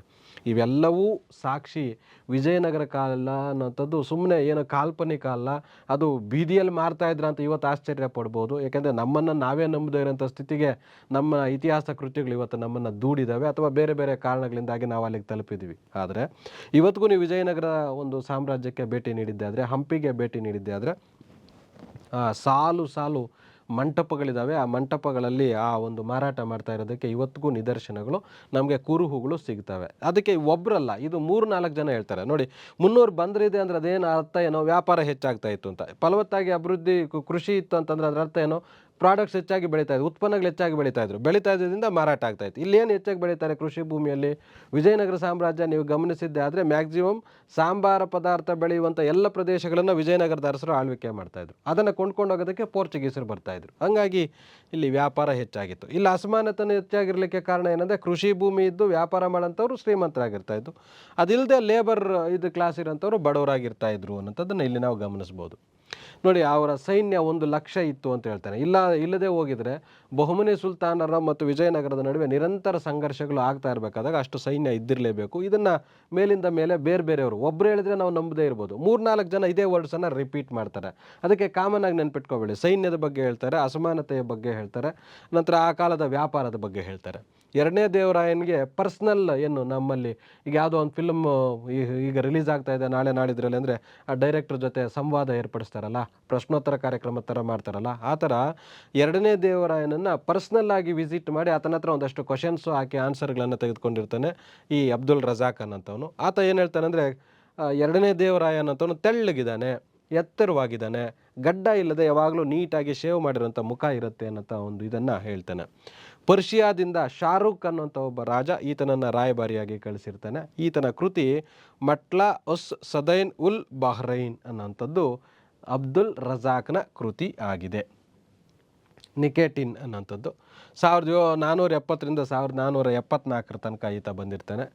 ಈತ ವಿರೂಪಾಕ್ಷನ 2ನೇ ವಿರೂಪಾಕ್ಷನ ಕಾಲಕ್ಕೆ ಬಂದಿದ್ದಾನೆ. ಈತ ಕುದುರೆ ವ್ಯಾಪಾರಿ. ನಿಕೇಟಿನ್ ಅನ್ನೋಂಥವನು ಕುದುರೆ ವ್ಯಾಪಾರಿ ಆಗಿದ್ದ, ರಷ್ಯಾ ದೇಶದವನು. ಇದು ವಿಶೇಷ. ಬಹುಮನಿ ಮತ್ತು ವಿಜಯನಗರ ಈ ಎರಡೂ ಸಾಮ್ರಾಜ್ಯಕ್ಕೆ ಭೇಟಿ ನೀಡಿದಂಥ, ಇದಕ್ಕಿಂತ ಮುಂಚೆ ಬರೋಂಥವ್ರು ಅನಂತರ ಬರೋಂಥವ್ರು ಎಲ್ಲರೂ ಬಹುಮನಿ ಸಾಮ್ರಾಜ್ಯಕ್ಕೆ ಭೇಟಿ ಕೊಡ್ತಾ ಇರಲಿಲ್ಲ, ಬರೀ ವಿಜಯನಗರ ಸಾಮ್ರಾಜ್ಯಕ್ಕೆ ಭೇಟಿ ಕೊಡ್ತಾ ಇದ್ರು. ಯಾಕೆಂದರೆ ಇದಷ್ಟೇ ಶ್ರೀಮಂತವಾಗಿತ್ತು, ಉಳಿಕೆ ಅವಷ್ಟು ಶ್ರೀಮಂತವಾಗಿರಲಿಲ್ಲ. ಬಟ್ ನಿಕೇಟಿನ್ ಅನ್ನೋಂಥವ್ನು ಎರಡೂ ಸಾಮ್ರಾಜ್ಯಗಳಿಗೆ ಭೇಟಿ ಕೊಡ್ತಾನೆ. ಈ ಹಂಪಿ ಅನ್ನೋಂಥದ್ದು ಬೆಟ್ಟ ಗುಡ್ಡ ನದಿಗಳಿಂದ ಆವೃತವಾಗಿರುವಂಥ ಪ್ರದೇಶ ಅಂತ ಹೇಳ್ತಾನೆ. ನೋಡಿ, ಈತನು ಅರಮನೆ ಅದ್ಭುತವಾಗಿದೆ, ಭವ್ಯವಾದಂಥ ಬೀದಿಗಳಿದ್ದಾವೆ, ಸೈನ್ಯ, ಕಾಲ್ದಳ, ಅಶ್ವದಳ, ಗಜದಳ ಇದೆಲ್ಲವೂ ಜಾಸ್ತಿ ಇದೆ ಅಂತ ಹೇಳ್ತಾನೆ. ಈ ನಗರದಲ್ಲಿ ಬಡವರು ಮತ್ತು ಶ್ರೀಮಂತರು, ಸಾಮಾನ್ಯ ಜನ ಹೆಚ್ಚು ಅಂತರದಲ್ಲಿ ಬದುಕ್ತಾ ಇದ್ದಾರೆ. ಸ್ವಲ್ಪ ಬಡತನ, ಸ್ವಲ್ಪ ಶ್ರೀಮಂತಿಕೆ ಜಾಸ್ತಿ ಇದೆ ಅಂತ ಹೇಳ್ತಾನೆ. ಪಯಸ್ 1520ರಿಂದ 22 ತನಕ ಬರ್ತಾನೆ. ಕೃಷ್ಣದೇವರಾಯನ ಕಾಲಕ್ಕೆ ಬರ್ತಾನೆ. ಪೋರ್ಚುಗೀಸ್ರವರು ಮಹಾನವಮಿ ದಿಬ್ಬದ ಬಗ್ಗೆ ಈತ ಮಾಹಿತಿ ಕೊಡ್ತಾನೆ. ನಂತರ ಅಲ್ಲಿ ಏನು ದಸರಾ ಹಬ್ಬ ನಡಿಬೇಕಾದಾಗ ಹೇಗೆ ಪ್ರಾಣಿ ಬಲಿ ಆಗುತ್ತೆ, ಎಷ್ಟು ಪ್ರಾಣಿಗಳನ್ನು ಕೊಲ್ತಾರೆ ಆಯುಧಗಳಿಗೆ ಪೂಜೆ ಮಾಡಲಿಕ್ಕೆ, ಅವುಗಳಿಗೆ ರಕ್ತ ಹಚ್ಚಲಿಕ್ಕೆ, ಹಾಗಾಗಿ ಆ ರಕ್ತ ಕಾಲುವೆಗಳ ರೀತಿ ಹರಿತದೆ ಅಂತ ಹೇಳ್ತಾನೆ. ಅನಂತರ ಬಹುಪತ್ನಿತ್ವ ಹೇಗಿತ್ತು, ಕೃಷ್ಣದೇವರಾಯನ ದಿನಚರಿ ಅಂದರೆ ಬೆಳಗ್ಗೆ ಎಷ್ಟೊತ್ತಿಗೆ ಹೇಳ್ತಾನೆ, ಏನೇನು ಕೆಲಸ ಮಾಡ್ತಾನೆ, ಬೆಳಗ್ಗಿಂದ ಸಂಜೆವರೆಗೆ ಎಷ್ಟೊತ್ತಿಗೆ ಮಲಗ್ತಾನೆ, ಅದು ಕಾರ್ಯಕ್ರಮಗಳ ಒಂದು ಪಟ್ಟಿಯನ್ನು ಈತ ಕೊಡ್ತಾನೆ. ಈತನೂ ಸಹ ಕೃಷ್ಣದೇವರಾಯನನ್ನು ವರ್ಣಿಸ್ತಾನೆ. ಹೇಗಿದೆ ಅವರ ಮುಖಚಿತ್ರ ಹೇಗಿದೆ, ಆತನ ನಿಲ್ತ್ಕೊಂಡು ಎಷ್ಟು ಉದ್ದ ಇದ್ದಾನೆ, ಎಷ್ಟು ದಪ್ಪ ಇದ್ದಾನೆ, ಮುಖ ಹೇಗಿದೆ, ಗಡ್ಡ ಹೇಗಿದೆ, ಕಿವಿ ಹೇಗಿದೆ, ಮೂಗು ಹೇಗಿದೆ, ಕಣ್ಣು ಹೇಗಿದೆ, ಈ ವಿಚಾರಗಳನ್ನು ಅಲ್ಲಿ ವರ್ಣಿಸ್ತಾನೆ. ವೇಶ್ಯೆಯರಿಂದ ಗಣಾಚಾರಿ ಅನ್ನಂತ, ವೇಶ್ಯೆಯರ ಮೇಲೆ ತೆರಿಗೆ ಹಾಕ್ತಾ ಇದ್ರು ಅಂತ ಕೇಳಿದ್ರಿ. ಆ ತೆರಿಗೆಗೆ ಏನಂತ ಕರೀತಾರೆ ಅಂದರೆ ಗಣಾಚಾರಿ ಅಂತ. ಮುಂದೆ ಅದನ್ನು ಕೇಳ್ಬೋದು. ಆ ಗಣಾಚಾರಿ ಅನ್ನಂಥ ತೆರಿಗೆಯಿಂದ ಬರುವಂಥ ದುಡ್ಡು ಆ ಹಂಪಿಗೆ ಆಗುವಷ್ಟು ಸೈನಿಕರ ರಕ್ಷಣೆಗೆ, ರಾತ್ರಿ ಟೈಮು ವ್ಯಾಪಾರಿ ಕೇಂದ್ರ, ಬೇರೆಯವರು ದಾಳಿ ಮಾಡೋಂಥ ಸಾಧ್ಯತೆ ಜಾಸ್ತಿ ಇರುತ್ತೆ. ಅದಕ್ಕೆ ರಕ್ಷಣೆ ಕೊಡಲಿಕ್ಕೆ ಒಂದು ಪೊಲೀಸ್ ವ್ಯವಸ್ಥೆಯನ್ನು ನೇಮಕ ಮಾಡಿದ್ರು, ಇದಕ್ಕೊಂದಕ್ಕೆ ಸಪ್ರೇಟಾಗಿ ಹಂಪಿಗೆ. ಆ ಥರ ಪೊಲೀಸರಿಗೆ ಆಗುವಷ್ಟು ಒಂದು ವೇತನ ಅಥವಾ ಹಣ ಈ ಗಣಾಚಾರಿ ತೆರಿಗೆಯಿಂದ ಅಥವಾ ವೇಶ್ಯೆಯರ ಮೇಲೆ ಆಗ್ತಾ ಇದರಿಂದ ತೆರಿಗೆಯಿಂದ ಬರುತ್ತೆ ಅಂತ. ಮತ್ತು ಇಲ್ಲಿ ನಮಗೆ ಚರ್ಚೆಗೆ ಬರುವಂಥದ್ದು, ವೇಶ್ಯೆಯ ವಾಟಿಕೆಯನ್ನು ರಾಜರು ಮಾನ್ಯತೆ ಮಾಡಿದರು, ಹಂಗಾಗಿ ಅದ್ರ ಮೇಲೆ ಟ್ಯಾಕ್ಸ್ ಆಗ್ತಾಯಿದ್ದು. ಇದು ವೆರಿ ಇಂಪಾರ್ಟೆಂಟು. ಜೊತೆಗೆ ಯಾಕೆ ತೆರಿಗೆ ಹಾಕಬೇಕಾಗಿತ್ತು, ಅಷ್ಟು ಮಟ್ಟಕ್ಕೆ ವೇಶ್ಯೆಯರಿದ್ರ, ಆ ವೇಶ್ಯೆಯರ ಅವಶ್ಯಕತೆ ಅಲ್ಲಿತ್ತ ಅಂತ. ಖಂಡಿತವಾಗಿ ಇತ್ತು. ಏಕೆಂದರೆ ವ್ಯಾಪಾರಕ್ಕೆ ಅಂತ ಸುಮಾರು ಬೇರೆ ಬೇರೆ ದೇಶಗಳಿಂದ ಬರುವಂಥವ್ರು 1 ವರ್ಷ 6 ತಿಂಗಳು 8 ತಿಂಗಳು 10 ತಿಂಗಳು ಫ್ಯಾಮಿಲಿಯಿಂದ ದೂರ ಇರ್ತಾಯಿದ್ರು. ಆಗಿನ ಕಾಲಕ್ಕೆ ಸಾಂಸಾರಿಕ ಸುಖಕ್ಕಾಗಿ ಅಂತ ಅಂದ್ಬಿಟ್ಟು ಇಲ್ಲಿ ವೇಶ್ಯೆಯರು ಹೆಚ್ಚಾಗಿರ್ತಾಯಿದ್ರು. ನಮ್ಮ ದೇಶದವರೇ ವೇಶ್ಯೆಯರು ಇರ್ತಾಯಿದ್ರು ಅಂತಲ್ಲ, ಬೇರೆ ದೇಶದವರು ಇಲ್ಲಿ ಬಂದು ವೇಶ್ಯೆಯರಾಗಿ ಮಾಡಿರುವಂಥ ಸಾಧ್ಯತೆಗಳಿದೆ. ಅದರಿಂದಾಗಿ ಅವರ ಒಂದು ಇದಕ್ಕೆ ತೃಪ್ತಿಪಡಿಸಲಿಕ್ಕೆ ಅಂತ ಅಂದ್ಬಿಟ್ಟು ಇಲ್ಲಿ ವೇಶ್ಯಾವಾಟಿಕೆಗಳನ್ನು ಲೀಗಲ್ ಆಗಿ ನಡೆಸಲಾಗ್ತಾ ಇತ್ತು. ಅದರಿಂದ ವ್ಯಾಪಾರಿಗಳು ಬಂದಂಥವ್ರು ಸಾಮಾನ್ಯವಾಗಿ ಹಣ ಜಾಸ್ತಿ ಇರುತ್ತೆ, ಅವರಿಗೆ ವೇಶ್ಯೆಯರಿಗೆ ಹಣ ಜಾಸ್ತಿ ಕೊಡ್ತಾಯಿದ್ರು. ಅದಕ್ಕೆ ಆ ವೇಶ್ಯೆಯರ ಮೇಲೆ ತೆರಿಗೆಯನ್ನು ಹಾಕ್ತಾಯಿದ್ರು ಅಂತ. ಕೃಷ್ಣದೇವರಾಯನ ಖಜಾನೆಗೆ ವರ್ಷಕ್ಕೆ 1 ಕೋಟಿ ವರಹ ಅಂದರೆ ಚಿನ್ನದ ನಾಣ್ಯಗಳಿಗೆ ವಿಜಯನಗರ ಕಾಲದಲ್ಲಿ ವರಹ ಅಂತ ಕರೀತಾರೆ. 1 ಕೋಟಿ ರೂಪಾಯಿಯಷ್ಟು ವರಹದ ಚಿನ್ನದ ನಾಣ್ಯಗಳು ಆದಾಯ ಬರ್ತಾ ಇತ್ತು ಅನ್ನೋಂಥದ್ದು ಈ ಪಯಸ್ ಹೇಳ್ತಾನೆ. ಈತನ ಕೃತಿ ನೆರೇಟಿವ್ ಆಫ್ ಡೊಮಿಂಗೋ ಪಯಸ್ ಅನ್ನೋಂಥದ್ದು ಈತನ ಕೃತಿ ಆಗಿದೆ. ಸಭಾಭವನ ಹೇಗಿದೆ, ರಾಜನ ಅರಮನೆ ಹೇಗಿದೆ, ಎತ್ತಿನ ಗಾಡಿಗಳು ಹೇಗಿದ್ದಾವೆ, ರೋಮ್ ನಗರದಲ್ಲಿ ಇರೋದಕ್ಕಿಂತ ಅದ್ಭುತವಾಗಿ ಇಲ್ಲಿದ್ದಾವೆ. ನವರಾತ್ರಿ ಹಬ್ಬದ ದಿವಸ ಇದೊಂದು ರೀತಿ ನಿಮ್ಗೆ ಹೆಂಗೆ ಅಂದರೆ, ನಮ್ಮ ದೇಶದ ಬಲಿಷ್ಠತೆಯನ್ನು ಪ್ರದರ್ಶನ ಮಾಡೋದು ಯಾವಾಗ ಅಂದರೆ ಗಣರಾಜ್ಯೋತ್ಸವದ ದಿವಸ. ನಮ್ಮ ದೇಶ ಪ್ರಭಾವವನ್ನು ಪ್ರದರ್ಶನ ಮಾಡೋದು ಯಾವಾಗ ಅಂದರೆ ಆಗಸ್ಟ್ 15ಕ್ಕೆ. ನಮ್ಮ ದೇಶದ ಶಕ್ತಿ ಸಾಮರ್ಥ್ಯಗಳನ್ನು ಪ್ರದರ್ಶನ ಮಾಡೋದು ಜನವರಿ 26ಕ್ಕೆ ಗಣರಾಜ್ಯೋತ್ಸವದ ದಿವಸ. ಅವತ್ತು ನೀವು ನೋಡಿರ್ಬೋದು ಬ್ರಹ್ಮೋಸ ಕ್ಷಿಪಣಿ, ಅಗ್ನಿ ಕ್ಷಿಪಣಿ, ನಮ್ಮ ಯುದ್ಧ ಟ್ಯಾಂಕರ್ಗಳು ಇವೆಲ್ಲವನ್ನು ಪೆರೇಡಲ್ಲಿ ತರ್ತಾರೆ. ನಮ್ಮ ಮಿಲಿಟರಿ ಪೆರೇಡನ್ನು ಮಾಡ್ತಾರೆ. ಅದರ ಅರ್ಥ ಏನು, ನಮ್ಮ ಸೈನ್ಯ ಎಷ್ಟು ಡಿಸಿಪ್ಲೈನ್ಡ್ ಆಗಿದೆ, ಎಷ್ಟು ಎಕ್ವಿಪ್ಡ್ ಆಗಿದೆ ಅನ್ನೋದನ್ನ ಪ್ರಪಂಚಕ್ಕೆ ತೋರಿಸಲಿಕ್ಕೆ. ಹಾಗೆ ವಿಜಯನಗರ ಕಾಲದಲ್ಲಿ ಈ ಕತ್ತಿ ವರಸೆ ಮಾಡೋಂಥದ್ದು, ಕುಸ್ತಿ ಪಂದ್ಯಾವಳಿಗಳು ಮಾಡೋಂಥದ್ದು, ಇದ್ರ ಮುಖಾಂತರ ಪಂಜು ಕವಾಯತುಗಳನ್ನು ಮಾಡೋಂಥದ್ದು, ಅದ್ರ ಮುಖಾಂತರ ಬೇರೆ ಇವ್ರಿಗೆ ಸಂದೇಶ ರವಾನಿಸೋದು, ನಮ್ಮ ಸೋಲ್ಜರ್ಸು, ನಮ್ಮ ಎಕ್ವಿಪ್ಮೆಂಟ್ಸು, ನಮ್ಮ ವೆಪನ್ಸು, ನಮ್ಮ ಸೈನಿಕರು ಇಷ್ಟೆಲ್ಲ ತರಬೇತಿ ಆಗಿದ್ದಾರೆ, ಹುಷಾರು ನಮ್ಮ ಕಡೆಗೆ ಬರಬೇಕಾದ್ರೆ ಹೀಗಿರುತ್ತೆ ಅಂತ. ಹಾಗೆ ನವರಾತ್ರಿ ಅಂದರೆ 7 ರಾತ್ರಿಗಳು. ಹಗಲಲ್ಲಿ ರೈತರೆಲ್ಲ ಸಾಮಾನ್ಯ ಪ್ರಜೆಗಳೆಲ್ಲ ಕೆಲಸಗಳಿಗೆ ಹೋಗ್ತಾರೆ, ರಾತ್ರಿ ಟೈಮ್ ಫ್ರೀ ಆಗಿರ್ತಾರೆ. ಅದಕ್ಕೆ ಆ ರಾತ್ರಿ ಟೈಮು ಈ ಒಂದು ಪ್ರದರ್ಶನ ಕಾರ್ಯಕ್ರಮವನ್ನು ಮಾಡ್ತಾಯಿದ್ರು. ಅದಕ್ಕೆ ಈ ಪಯಸ್ ಏನು ಹೇಳ್ತಾನೆ, ಇದೆಲ್ಲವೂ ಸತ್ಯವ, ನಿಜವಾಗಿಯೂ ಭೂಮಿ ಮೇಲೆ ಈ ಥರದ್ದೊಂದು ಇದೆಯಾ, ನನ್ನ ಕಣ್ಣುಗಳನ್ನು ನಾನೇ ನಂಬಕ್ಕಾಗ್ತಾ ಇಲ್ಲ, ಇದು ಸತ್ಯವೋ ಸುಳ್ಳು ಅಂತ ಅಂದ್ಬಿಟ್ಟು ಪಯಸ್ಸು ಆಶ್ಚರ್ಯವನ್ನು ವ್ಯಕ್ತಪಡಿಸ್ತಾನೆ. ಜೊತೆಗೆ ಹಂಪಿಗೆ ಒಂದು ಸಿಟಿಗೆ ಬರಬೇಕಾದ್ರೆ 24 ಡೋರ್ಸ್ ಇದೆ, ಅಷ್ಟು ದೊಡ್ಡದಾದಂಥ ಸಿಟಿ ಇದು ಅಂತ ಪಯಸ್ ಹೇಳ್ತಾನೆ. ಬರ್ಬೋಸ ಈತ 1500ರಿಂದ 517 ತನಕ ಭಾರತಕ್ಕೆ ಭೇಟಿ ಕೊಡ್ತಾನೆ. ಕೃಷ್ಣದೇವರಾಯನ ಕಾಲಕ್ಕೆ ಬಂದಿರ್ತಾನೆ. ಈತ ಏನು ಹೇಳ್ತಾನೆ, ಆ ವಜ್ರಗಳ ರಾಶಿಗಳನ್ನು ನೋಡಿಬಿಟ್ಟು ಇವು ನಕಲಿ ವಜ್ರಗಳು ಕೂಡ ಇರಬಹುದೇನೋ ಅನ್ನೋಂಥ ಒಂದು ಇದನ್ನು ಡೌಟನ್ನು ವ್ಯಕ್ತಪಡಿಸ್ತಾನೆ. ಈ ಹಂಪಿ ಅನ್ನೋಂಥ ಸಿಟಿಯಲ್ಲಿ ಅತಿ ಹೆಚ್ಚು ಜನಸಾಂದ್ರತೆ, ಪಾಪ್ಯುಲೇಷನ್ ಜಾಸ್ತಿ ಇದೆ ಅಂತ ಹೇಳ್ತಾನೆ. ವ್ಯಾಪಾರ ನಡೀತದೆ, ಇಂಟರ್ನ್ಯಾಷನಲ್ ಇದು ನಡೀತದೆ ಅಂತಂದಾಗ ಅದು ಸಾಮಾನ್ಯವಾಗಿ ಆ ಥರದ ಪಾಪ್ಯುಲೇಷನ್ ಇದ್ದೇ ಇರುತ್ತೆ. ಈಗ ಬೆಂಗಳೂರು ಪಾಪ್ಯುಲೇಷನ್ ನೋಡಿದ್ರೆ ನೀವು ಅವಾಗ ಇಮ್ಯಾಜಿನ್ ಮಾಡ್ಬೋದು. ರಾಜ ಕರುಣಾಮಯಿ ಅಂತ ಹೇಳ್ತಾನೆ ಬರ್ಬೋಸ. ರಾಜ ತುಂಬ ಪ್ರಜೆಗಳಿಗೆ ಕರುಣೆಯಿಂದ ನಡೆದುಕೊಳ್ಳುವಂಥವನು, ಕ್ರೂರಿ ಆಗಿರ್ತಾ ಇರಲಿಲ್ಲ ಅಂತ ಹೇಳ್ತಾನೆ. ಧರ್ಮ ಸಮನ್ವಯತೆ ಇತ್ತು ಅಂತ. ಬಹುಮನಿ ಸುಲ್ತಾನರಿಗೂ ವಿಜಯನಗರದವ್ರಿಗೂ ಧಾರ್ಮಿಕ ವಿಚಾರಗಳಿಗೂ ಮತ್ತು ಆರ್ಥಿಕ ವಿಚಾರಗಳಿಗೆ ಯುದ್ಧ ನಡೀತಾ ಇದ್ರು ಸಹ ವಿಜಯನಗರದಲ್ಲಿರುವಂಥ ಯಾವುದೇ ಧರ್ಮದವ್ರಲ್ಲಿ, ಯಾಕೆಂದರೆ ಅಲ್ಲಿ ಕ್ರಿಶ್ಚಿಯನ್ರು ಇರ್ತಾಯಿದ್ರು, ಮುಸ್ಲಿಮರು ಇರ್ತಾಯಿದ್ರು, ಹಿಂದೂಗಳು ಇರ್ತಾಯಿದ್ರು, ಎಲ್ಲರನ್ನು ಸಮಾನ ದೃಷ್ಟಿಕೋನದಿಂದ ರಾಜ ನೋಡ್ತಾ ಇದ್ದ ಅನ್ನೋಂಥದ್ದನ್ನು ಒಬ್ಬ ವಿದೇಶಿಗ ಹೇಳ್ತಾನೆ. ಈತನ ಕೃತಿ ದ ಬುಕ್ ಆಫ್ ಡ್ಯೂರೆಟ್ ಬರ್ಬೋಸ್ ಅನ್ನೋಂಥದ್ದು. ಈತ ಅರಮನೆಗಳ ಬಗ್ಗೆ ಹೇಳ್ತಾನೆ, ಬೀದಿಗಳ ಬಗ್ಗೆ ಹೇಳ್ತಾನೆ, ವ್ಯಾಪಾರದ ಬಗ್ಗೆ ಹೇಳ್ತಾನೆ, ಭಟ್ಕಳ ಬಂದರ ಬಗ್ಗೆ ಹೇಳ್ತಾನೆ. ವಿಶೇಷ ಅಂದರೆ ಸತಿ ಪದ್ಧತಿ ಅನ್ನೋಂಥದ್ದು ಎಷ್ಟು ಕ್ರೂರವಾಗಿತ್ತು, ಅಥವಾ ಸತಿ ಪದ್ಧತಿ ನಡೆಯುವಂಥ ಪದ್ಧತಿ ಹೇಗಿತ್ತು ಅಂದರೆ, ಸತಿ ಮಾಡಬೇಕಾದಾಗ ಡೊಳ್ಳು ಇವುಗಳನ್ನು ವಾದ್ಯಗಳನ್ನು ಬಾರಿಸುವಂಥದ್ದು, ಆಕೆಗೆ ಸಿಂಗಾರ ಮಾಡೋಂಥದ್ದು, ಬೆಂಕಿ ಹಾಕಿ ನಂತರ ಆಕೆ ಬೆಂಕಿಗೆ ಎದ್ದು ಜಿಗಿಯುವಂಥದ್ದು, ಈ ಥರದ್ದೆಲ್ಲ ಪದ್ಧತಿಗಳ ಬಗ್ಗೆ ಬರ್ಬೋಸ ವಿವರಿಸ್ತಾನೆ. ನ್ಯೂ ನಿಜ್ 1535ರಿಂದ 1537 ತನಕ ಕರ್ನಾಟಕ ವಿಜಯನಗರಕ್ಕೆ ಭೇಟಿ ಕೊಟ್ಟಿರ್ತಾನೆ ಅಚ್ಯುತ ದೇವರಾಯನ ಕಾಲದಲ್ಲಿ. ವ್ಯಾಪಾರಕ್ಕೆ. ಎಂಥ ವ್ಯಾಪಾರ? ಕುದುರೆ ವ್ಯಾಪಾರಕ್ಕಾಗಿ ಬಂದಿರ್ತಾನೆ. ಶ್ರೀಮಂತರು ವಿಜಯನಗರ ಕಾಲದಲ್ಲಿ ಅನ್ನವನ್ನು ಊಟ ಮಾಡ್ತಾಯಿದ್ರು. ಇನ್ನು ಉಳಿಕೆಯವರೆಲ್ಲ ಸಾಮಾನ್ಯವಾಗಿ ರಾಗಿ ಅಂಬಲಿ, ರಾಗಿ ಗಂಜಿ, ಜೋಳದ ಗಂಜಿ ಅಥವಾ ಜೋಳದ ರೊಟ್ಟಿಗಳನ್ನು ತಿಂತಾಯಿದ್ರು ಅನ್ನೋಂಥ ಮಾಹಿತಿಯನ್ನು ಈತ ಹೇಳ್ತಾನೆ. ಬ್ರಾಹ್ಮಣರ ಪ್ರಾಬಲ್ಯ ವಿಜಯನಗರದಲ್ಲಿ ಸಾಮಾನ್ಯವಾಗಿ ಹೆಚ್ಚಾಗಿತ್ತು ಅಂತ ಹೇಳ್ತಾನೆ. ಕಠಿಣವಾದಂಥ ಶಿಕ್ಷೆಗಳಿದ್ವು. ತಪ್ಪುಗಳು ಮಾಡಿದಂಥವ್ರಿಗೆ ಪನಿಷ್ಮೆಂಟು ಸ್ಟ್ರಿಕ್ಟಾಗೇ ಇರ್ತಾ ಇತ್ತು ಅಂತ. ಅಣೆಕಟ್ಟುಗಳು ಹೇಗಿದ್ದಾವೆ, ಕಾಲುವೆಗಳ ಮುಖಾಂತರ ನೀರಾವರಿ ಹೇಗೆ ಮಾಡ್ತಾ ಇದ್ದಾರೆ, ಅದರ ಮುಖಾಂತರ ಅಗ್ರಿಕಲ್ಚರ್ ಹೇಗೆ ಬೆಳೀತಾ ಇದೆ ಅನ್ನೋಂಥ ಮಾತನ್ನು ಈತ ಹೇಳ್ತಾನೆ. ನ್ಯೂನಿಜ್ 1536ರಲ್ಲಿ ಅಚ್ಯುತರಾಯನ ಕಾಲಾವಧಿಯಲ್ಲಿ ಭೇಟಿ ನೀಡಿದ್ರು. ಅಚ್ಯುತರಾಯನನ್ನು ಅಪ್ರಾಮಾಣಿಕ ಅಂತ ಕರೀತಾರೆ. ಅವನನ್ನು ಕಂಡರೆ ಯಾರಿಗೂ ಗೌರವ ಇರಲಿಲ್ಲ ಅಂತ ಹೇಳ್ತಾನೆ. ದಬ್ಬಾಳಿಕೆಯನ್ನು ವಿವರಿಸ್ತಾನೆ. ಅಂದರೆ ಈತನ ಕಾಲದಲ್ಲಿ, ಅಚ್ಯುತರಾಯನ ಕಾಲದಲ್ಲಿ ಅಷ್ಟು ಅದ್ಭುತವಾದಂಥ ಆಡಳಿತ ಇರಲಿಲ್ಲ. ಯಾಕೆಂದರೆ ಅಲ್ಲಿ ಒಂದು ಎಂಥದ್ದು ರಾಜಕೀಯ ಸಂಘರ್ಷಗಳು ಹೆಚ್ಚಾಗುತ್ತೆ. ಹಾಗಾಗಿ ಇಲ್ಲಿ ಚೆನ್ನಾಗಿರಲಿಲ್ಲ ಅಂತ ಹೇಳ್ತಾನೆ. ಅಂದರೆ ಇಲ್ಲಿ ನೀವೇನು ಗಮನಿಸಬೇಕಂದ್ರೆ ವಿಜಯನಗರದ ಎಲ್ಲವನ್ನ ವರ್ಣಿಸಿದ್ದಷ್ಟೇ ಅಲ್ಲದೆ ಕೆಟ್ಟದ್ದನ್ನೂ ಹೇಳಿದ್ದಾರೆ ಅನ್ನೋದನ್ನು ಇಲ್ಲಿ ಗಮನಿಸಬೇಕು. ನಿಕೋಲೋ ಡಿ ಕಾಂಟಿ ಅಂತ 1420ರಿಂದ 421 ತನಕ ಈತ ಭಾರತಕ್ಕೆ, ವಿಜಯನಗರಕ್ಕೆ ಭೇಟಿ ಕೊಟ್ಟಿದ್ದ. 1ನೇ ದೇವರಾಯನ ಕಾಲ. ಈತ ಇಟಲಿ ದೇಶದಿಂದ ಬಂದಿರ್ತಾನೆ. ವಿಜಯನಗರದ ಸೈನ್ಯ 90,000 ಇತ್ತು ಅಂತ ಹೇಳಿದ್ದಾನೆ. ಅಲ್ಲಿಗೆ ನೀವು ಕಂಪೇರ್ ಮಾಡಬೇಕು. ಇದಕ್ಕಿಂತ ಮುಂಚೆ ಒಬ್ಬರು 1,00,000 ಅಂದರು, ಇಲ್ಲಿ 90,000 ಅಂತ. ರಾಜಧಾನಿ ಅಂದರೆ ಸಿಮಿಲಾರಿಟಿ ಇದೆ ಅಂತ. ಪಾಪ ಸೈನ್ಯ, ಅದರ ಅರ್ಥ ಏನಂದರೆ ಸೈನ್ಯ ಜಾಸ್ತಿ ಇತ್ತು ಅಂತ. ರಾಜಧಾನಿ ಹಂಪಿ ಬೆಟ್ಟಗಳಿಂದ ಆವೃತವಾಗಿದೆ. ಇವಾಗ ನೋಡಿದ್ರು ನಮ್ಗೆ ಗೊತ್ತಾಗುತ್ತೆ. 60 ಮೈಲಿಯಷ್ಟು ರೌಂಡ್ ಸರ್ಕಲ್, ಅದನ್ನು ಒಂದು ಸುತ್ತಾಕಬೇಕಂದ್ರೆ 60 ಮೈಲಿ ಆಗುತ್ತೆ. ಅಷ್ಟು ದೊಡ್ಡ ಸಿಟಿ ಅದು ಅಂತ ಹೇಳ್ತಾರೆ. ಗೋಲ್ಕೊಂಡಾದಲ್ಲಿ ವಜ್ರಗಳು ಸಿಗ್ತಾ ಇತ್ತು ಅನ್ನೋಂಥ ಮಾಹಿತಿಯನ್ನು ಈತ ಕೊಡ್ತಾನೆ.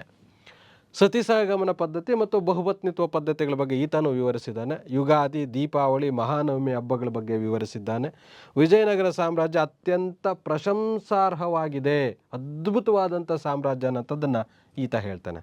ಸರಿ, ಇಲ್ಲೇನೇನು ಕೇಳ್ತಾರೆ ಅಂದರೆ ಸತಿ ಪದ್ಧತಿಯ ಬಗ್ಗೆ ಯಾರು ಹೇಳಿದ್ದಾರೆ ಅಂತ ಕೇಳ್ಬೋದು, ಅಥವಾ ಬಹುಪತ್ನಿತ್ವ ಬಗ್ಗೆ ಯಾರು ಹೇಳಿದ್ದಾರೆ ಅಂತ ಕೇಳ್ಬೋದು, ವಜ್ರದ ಗಣಿಗಳ ಬಗ್ಗೆ ಯಾರು ಹೇಳಿದ್ದಾರೆ, ಗುಲಾಬಿ ಹೂವಿನ ಬಗ್ಗೆ ಯಾರು ಹೇಳಿದ್ದಾರೆ, ಇಲ್ಲಿ ವ್ಯಾಪಾರಿ ಬೀದಿಗಳ ಬಗ್ಗೆ ಯಾರು ಹೇಳಿದ್ದಾರೆ. ಈ ಥರದ ಪ್ರಶ್ನೆಗಳನ್ನು ಕೇಳಿ ಆಪ್ಷನ್ಸನ್ನು ಕೊಡ್ಬೋದು. ಅದಕ್ಕೆ ರೆಡಿ ಇರಿ. ಇದುವರೆಗೆ ಬಂದಂಥವ್ರು ಸಾಮಾನ್ಯವಾಗಿ ಎಲ್ಲ ಪುಸ್ತಕಗಳಲ್ಲಿ ತಿಳ್ಕೊಂಡಿದ್ದೀರಿ. ಆದರೆ ಇವರು ಕೆಲವರು ವಿಶೇಷವಾಗಿದ್ದಾರೆ. ಇವ್ರ ಹೆಸರುಗಳು ಹೆಚ್ಚಿನ ಪುಸ್ತಕಗಳು ಬರೋದಿಲ್ಲ. ಕ್ಯಾಪ್ಟನ್ ಹೆಡ್ ಅಂತ ಬರ್ತಾನೆ. ಈತ ಪೋರ್ಚುಗಲಿಂದ ಬಂದಂಥ ಪ್ರವಾಸಿಗ. ಈತನೂ ಸಹ ಕೃಷ್ಣದೇವರಾಯನ ಆಳ್ವಿಕೆಯಲ್ಲಿ ಬಂದಿರ್ತಾನೆ. ವಿಜಯನಗರ ಸಾಮ್ರಾಜ್ಯದಲ್ಲಿದ್ದಂಥ ಸೈನ್ಯ ಹೇಗಿತ್ತು ಅನ್ನೋದನ್ನು ಈತ ವಿವರಿಸಿದ್ದಾನೆ. ಸೀಸರ್ ಫ್ರೆಡ್ರಿಕ್ ಅಥವಾ ಫ್ರೆಡ್ರಿಕ್ ಸೀಸರ್ ಅಂತ ಬರ್ತಾನೆ. ಈತ ಇದುವರೆಗೆ ಹೇಳಿದಂಥವ್ರದ್ದೆಲ್ಲವನ್ನ ಯುರೋಪ್ ಖಂಡದಲ್ಲಿ ದೊಡ್ಡ ಮಟ್ಟಕ್ಕೆ ಚರ್ಚೆ ಆಗ್ತಾ ಇರುತ್ತೆ. ಬಹುಮನೆ ಸಾಮ್ರಾಜ್ಯ, ವಿಜಯನಗರ ಸಾಮ್ರಾಜ್ಯಗಳ ಬಗ್ಗೆ. ಅದರಲ್ಲೂ ಪ್ರಮುಖವಾಗಿ ವಿಜಯನಗರ ಸಾಮ್ರಾಜ್ಯ ವ್ಯಾಪಾರ, ಅದರ ವೈಭವವನ್ನು ವರ್ಣಿಸ್ತಾ ಇರ್ತಾರೆ. ಅದನ್ನು ನೋಡಬೇಕು ಅಂತ ಅಂದ್ಬಿಟ್ಟು ಈ ಸೀಸರ್ ಫ್ರೆಡ್ರಿಕ್ ಅನ್ನೋಂಥವ್ನು ಬರ್ತಾನೆ. ಬಟ್ ಈತ ಬರೋಷ್ಟೊತ್ತಿಗೆ ಏನಾಗಿರುತ್ತೆ, ತಾಳಿಕೋಟೆ ಯುದ್ಧ ಆಗಿ ಇರುತ್ತೆ. ಹಾಗಾಗಿ ಆ ಒಂದು ಹಂಪಿ ಅನ್ನೋಂಥ ಪ್ರದೇಶದಲ್ಲಿ ಜನವಾಸವೇ ಇರೋದಿಲ್ಲ.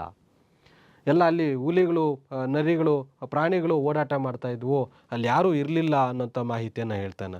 ರಾಮರಾಯನ ಬಗ್ಗೆ ಮತ್ತು ಗಿಲಾನಿ ಸಹೋದರರ ಬಗ್ಗೆ, ಅನಂತರ ಅಲ್ಲಿ ಏನು ಜನ ಮಾತಾಡ್ಕೋತಾ ಇದ್ರು, ಆ ಮಾಹಿತಿಗಳನ್ನು ಈತ ತನ್ನ ಕೃತಿಯಲ್ಲಿ ಬರೆದಿಟ್ಟಿದ್ದಾನೆ.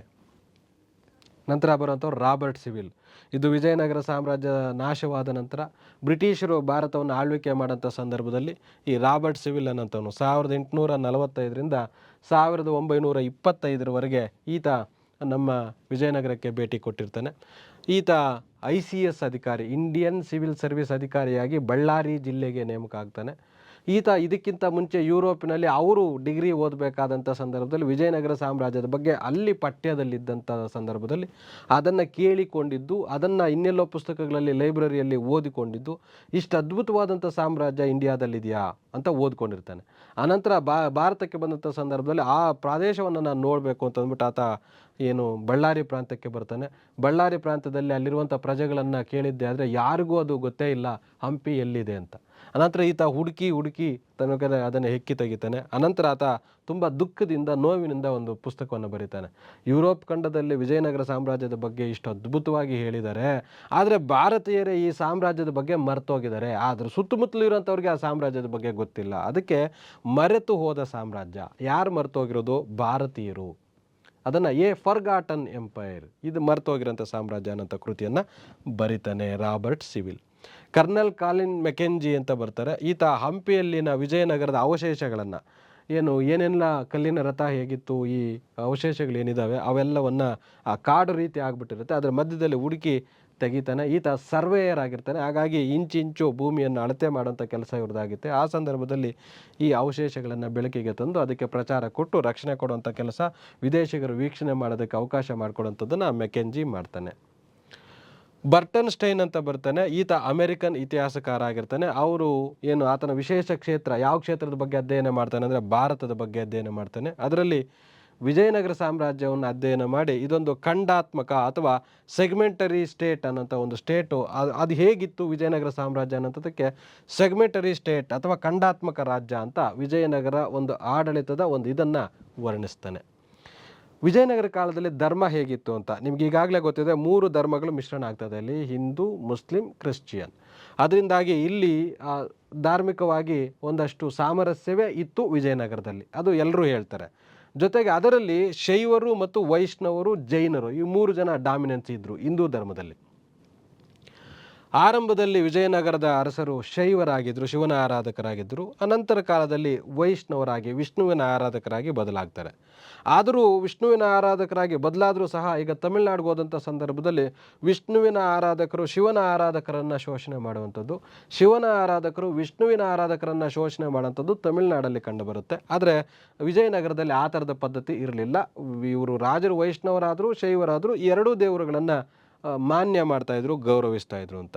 ಸಾಳುವ ತುಳುವ ಸಂತತಿ ಮಾತ್ರ ವೈಷ್ಣವರಾಗಿದ್ದರು, ಉಳಿಕೆಯವರೆಲ್ಲ ಶೈವ ಸಂತತಿಗೆ ಸೇರಿದವರು. ವಿಜಯನಗರ ಕಾಲದಲ್ಲಿ ಮಹಿಳೆಯರ ಬಗ್ಗೆ ಅದ್ಭುತವಾಗಿ ತಿಳ್ಕೊಬೇಕು. ಯಾಕೆ ಅಂತಂದರೆ ಈಗಾಗಲೇ ಗಣಚರಿ, ವೇಶ್ಯೆಯರ ಬಗ್ಗೆ ತಿಳ್ಕೊಂಡಿದ್ವಿ.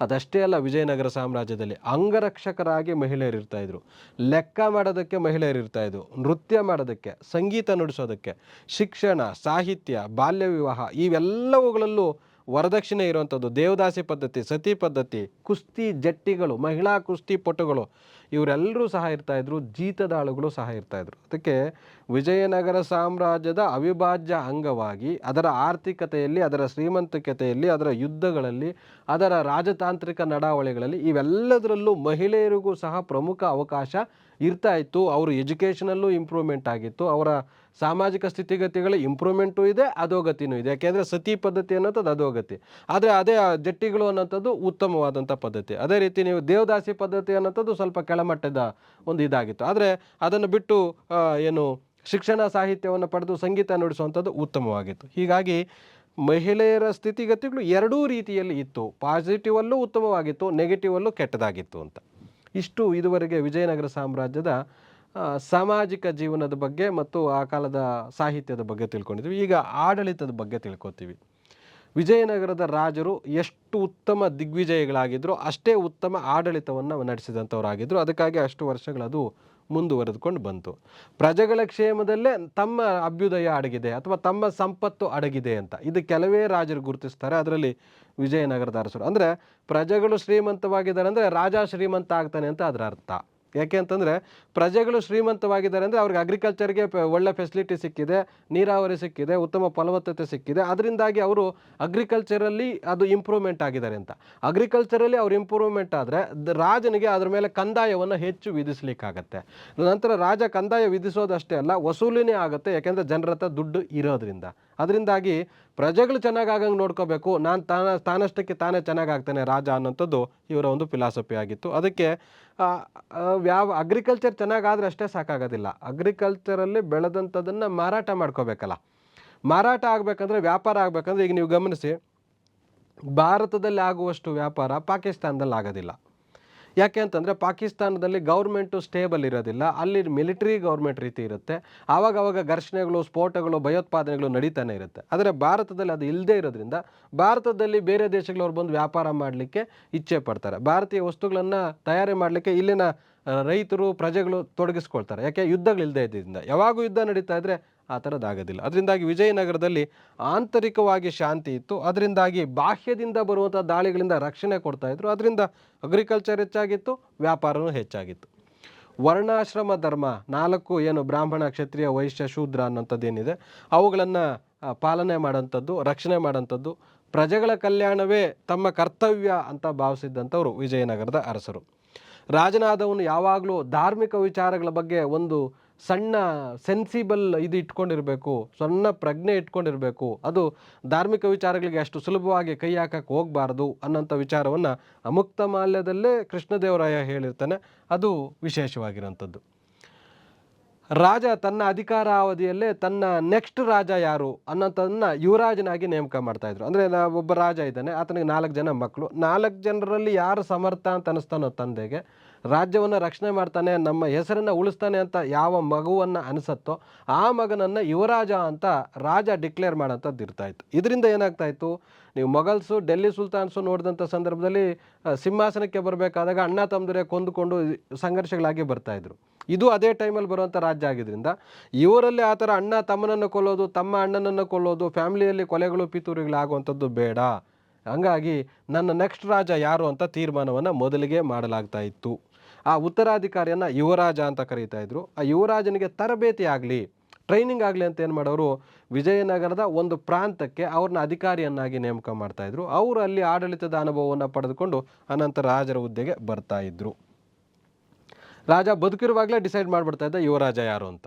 ಇನ್ನು ಪ್ರತಿ ರಾಜರಿಗೂ ಮಂತ್ರಿಗಳಿರಲೇಬೇಕು. ಏಕೆಂದರೆ ಅಡ್ಮಿನಿಸ್ಟ್ರೇಷನ್ ಮಾಡಬೇಕಾದಾಗ ಎಲ್ಲವನ್ನು ರಾಜ ಮಾಡೋಕ್ಕಾಗೋದಿಲ್ಲ.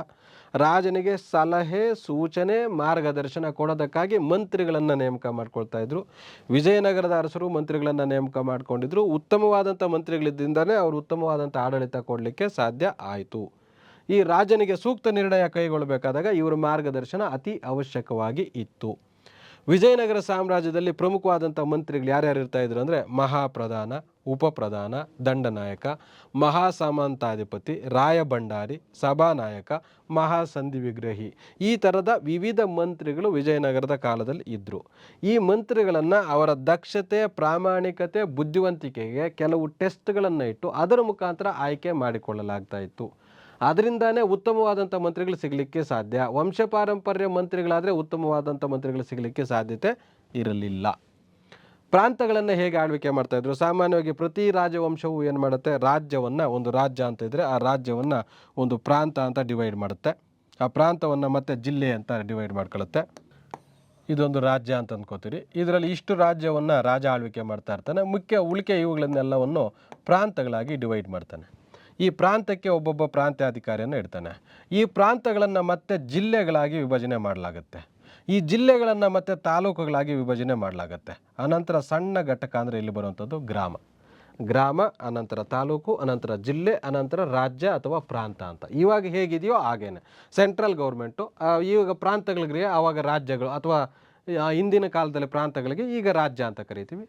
ಜಿಲ್ಲೆ, ತಾಲೂಕು, ಹಳ್ಳಿ, ಈ ಥರದ ಒಂದು ವ್ಯವಸ್ಥೆ ಪ್ರತಿ ರಾಜವಂಶವು ಮಾಡ್ಕೊಳ್ಳುತ್ತೆ. ಅದೇ ರೀತಿ ಇವರು ಮಾಡ್ಕೊಂಡಿದ್ರು. ಆ ಪ್ರಾಂತಗಳಿಗೆ ಮಂಡಲ, ರಾಜ್ಯ ಅಂತ ಬೇರೆ ಬೇರೆ ಹೆಸರುಗಳಿಂದ ಕರೀತಾ ಇದ್ರು. ರಾಜವಂಶಕ್ಕೆ ಸೇರಿದಂಥ ಯಾರಾದರೂ ಅಧಿಕಾರಿಗಳನ್ನು ಇಲ್ಲಿ ನೇಮಕ ಮಾಡಲಾಗ್ತಾ ಇತ್ತು ಈ ಪ್ರಾಂತಗಳಿಗೆ. ಈಗಾಗಲೇ ಹೇಳಿದ್ನಲ್ಲ, ಯುವರಾಜ ಅಂಥವ್ರಾಗುವಂಥದ್ದಕ್ಕೆ ಇಲ್ಲಿ ನೇಮಕ ಮಾಡಿ ತರಬೇತಿಯನ್ನು ಕೊಡಲಾಗ್ತಾ ಇತ್ತು. ರಾಜ್ಯವು ಅನೇಕ ನಾಡುಗಳನ್ನು ಹೊಂದಿತ್ತು. ಆ ರಾಜ್ಯವನ್ನು ಇನ್ನು ಸ್ವಲ್ಪ ಚಿಕ್ಕ ಘಟಕಗಳಾಗಿ, ಅಂದರೆ ಜಿಲ್ಲೆಗಳಿಗೆ ಸಮಾನ, ಆ ಜಿಲ್ಲೆಗಳನ್ನು ಅಡ್ಮಿನಿಸ್ಟ್ರೇಷನ್ಗೆ ವಿಭಾಗ ಮಾಡಲಾಗಿತ್ತು. ಅನಂತರ ಸ್ಥಳ, ಸೀಮಾ ಅಥವಾ ಕಂಪಣ, ಇದು ತಾಲೂಕುಗಳಿಗೆ ಸಮನಾದಂಥ ಪ್ಲೇಸ್ಗಳಿವು. ಅನಂತರ ತಮಿಳು ಶಾಸನಗಳಲ್ಲಿ, ಯಾಕೆಂದರೆ ಇಲ್ಲೇನಾಗುತ್ತೆ, ವಿಜಯನಗರದ ಅರಸರು ಕರ್ನಾಟಕವನ್ನು, ಆಂಧ್ರ ಪ್ರದೇಶವನ್ನು, ತಮಿಳುನಾಡನ್ನು, 3 ಪ್ರದೇಶಗಳನ್ನು ಆಳ್ವಿಕೆ ಮಾಡ್ತಾಯಿದ್ರು. ಈ 3 ಪ್ರದೇಶಗಳಲ್ಲಿ ಪ್ರಾಂತಗಳಿಗೆ ಬೇರೆ ಬೇರೆ ಹೆಸರುಗಳು, ಜಿಲ್ಲೆಗಳಿಗೆ ಬೇರೆ ಬೇರೆ ಹೆಸರುಗಳು, ತಾಲೂಕುಗಳಿಗೆ ಬೇರೆ ಬೇರೆ ಹೆಸರುಗಳು ಇರುತ್ತೆ. ಅದಕ್ಕೆ ಬೇರೆ ಬೇರೆ ಪುಸ್ತಕಗಳಲ್ಲಿ ಈ ಪದಗಳನ್ನು ಬೇರೆ ಬೇರೆ ರೀತಿಯಲ್ಲಿ ಮೆನ್ಷನ್ ಮಾಡಿರ್ತಾರೆ. ಹಾಗಾಗಿ ಕನ್ಫ್ಯೂಷನ್ ಏನು ಮಾಡ್ಕೋಬೇಡಿ. ಪ್ರಾಂತ, ಜಿಲ್ಲೆ ಮತ್ತು ತಾಲೂಕು, ಈ ರೀತಿ ವಿಭಜನೆಯನ್ನು ಮಾಡಿಕೊಂಡಿದ್ರು.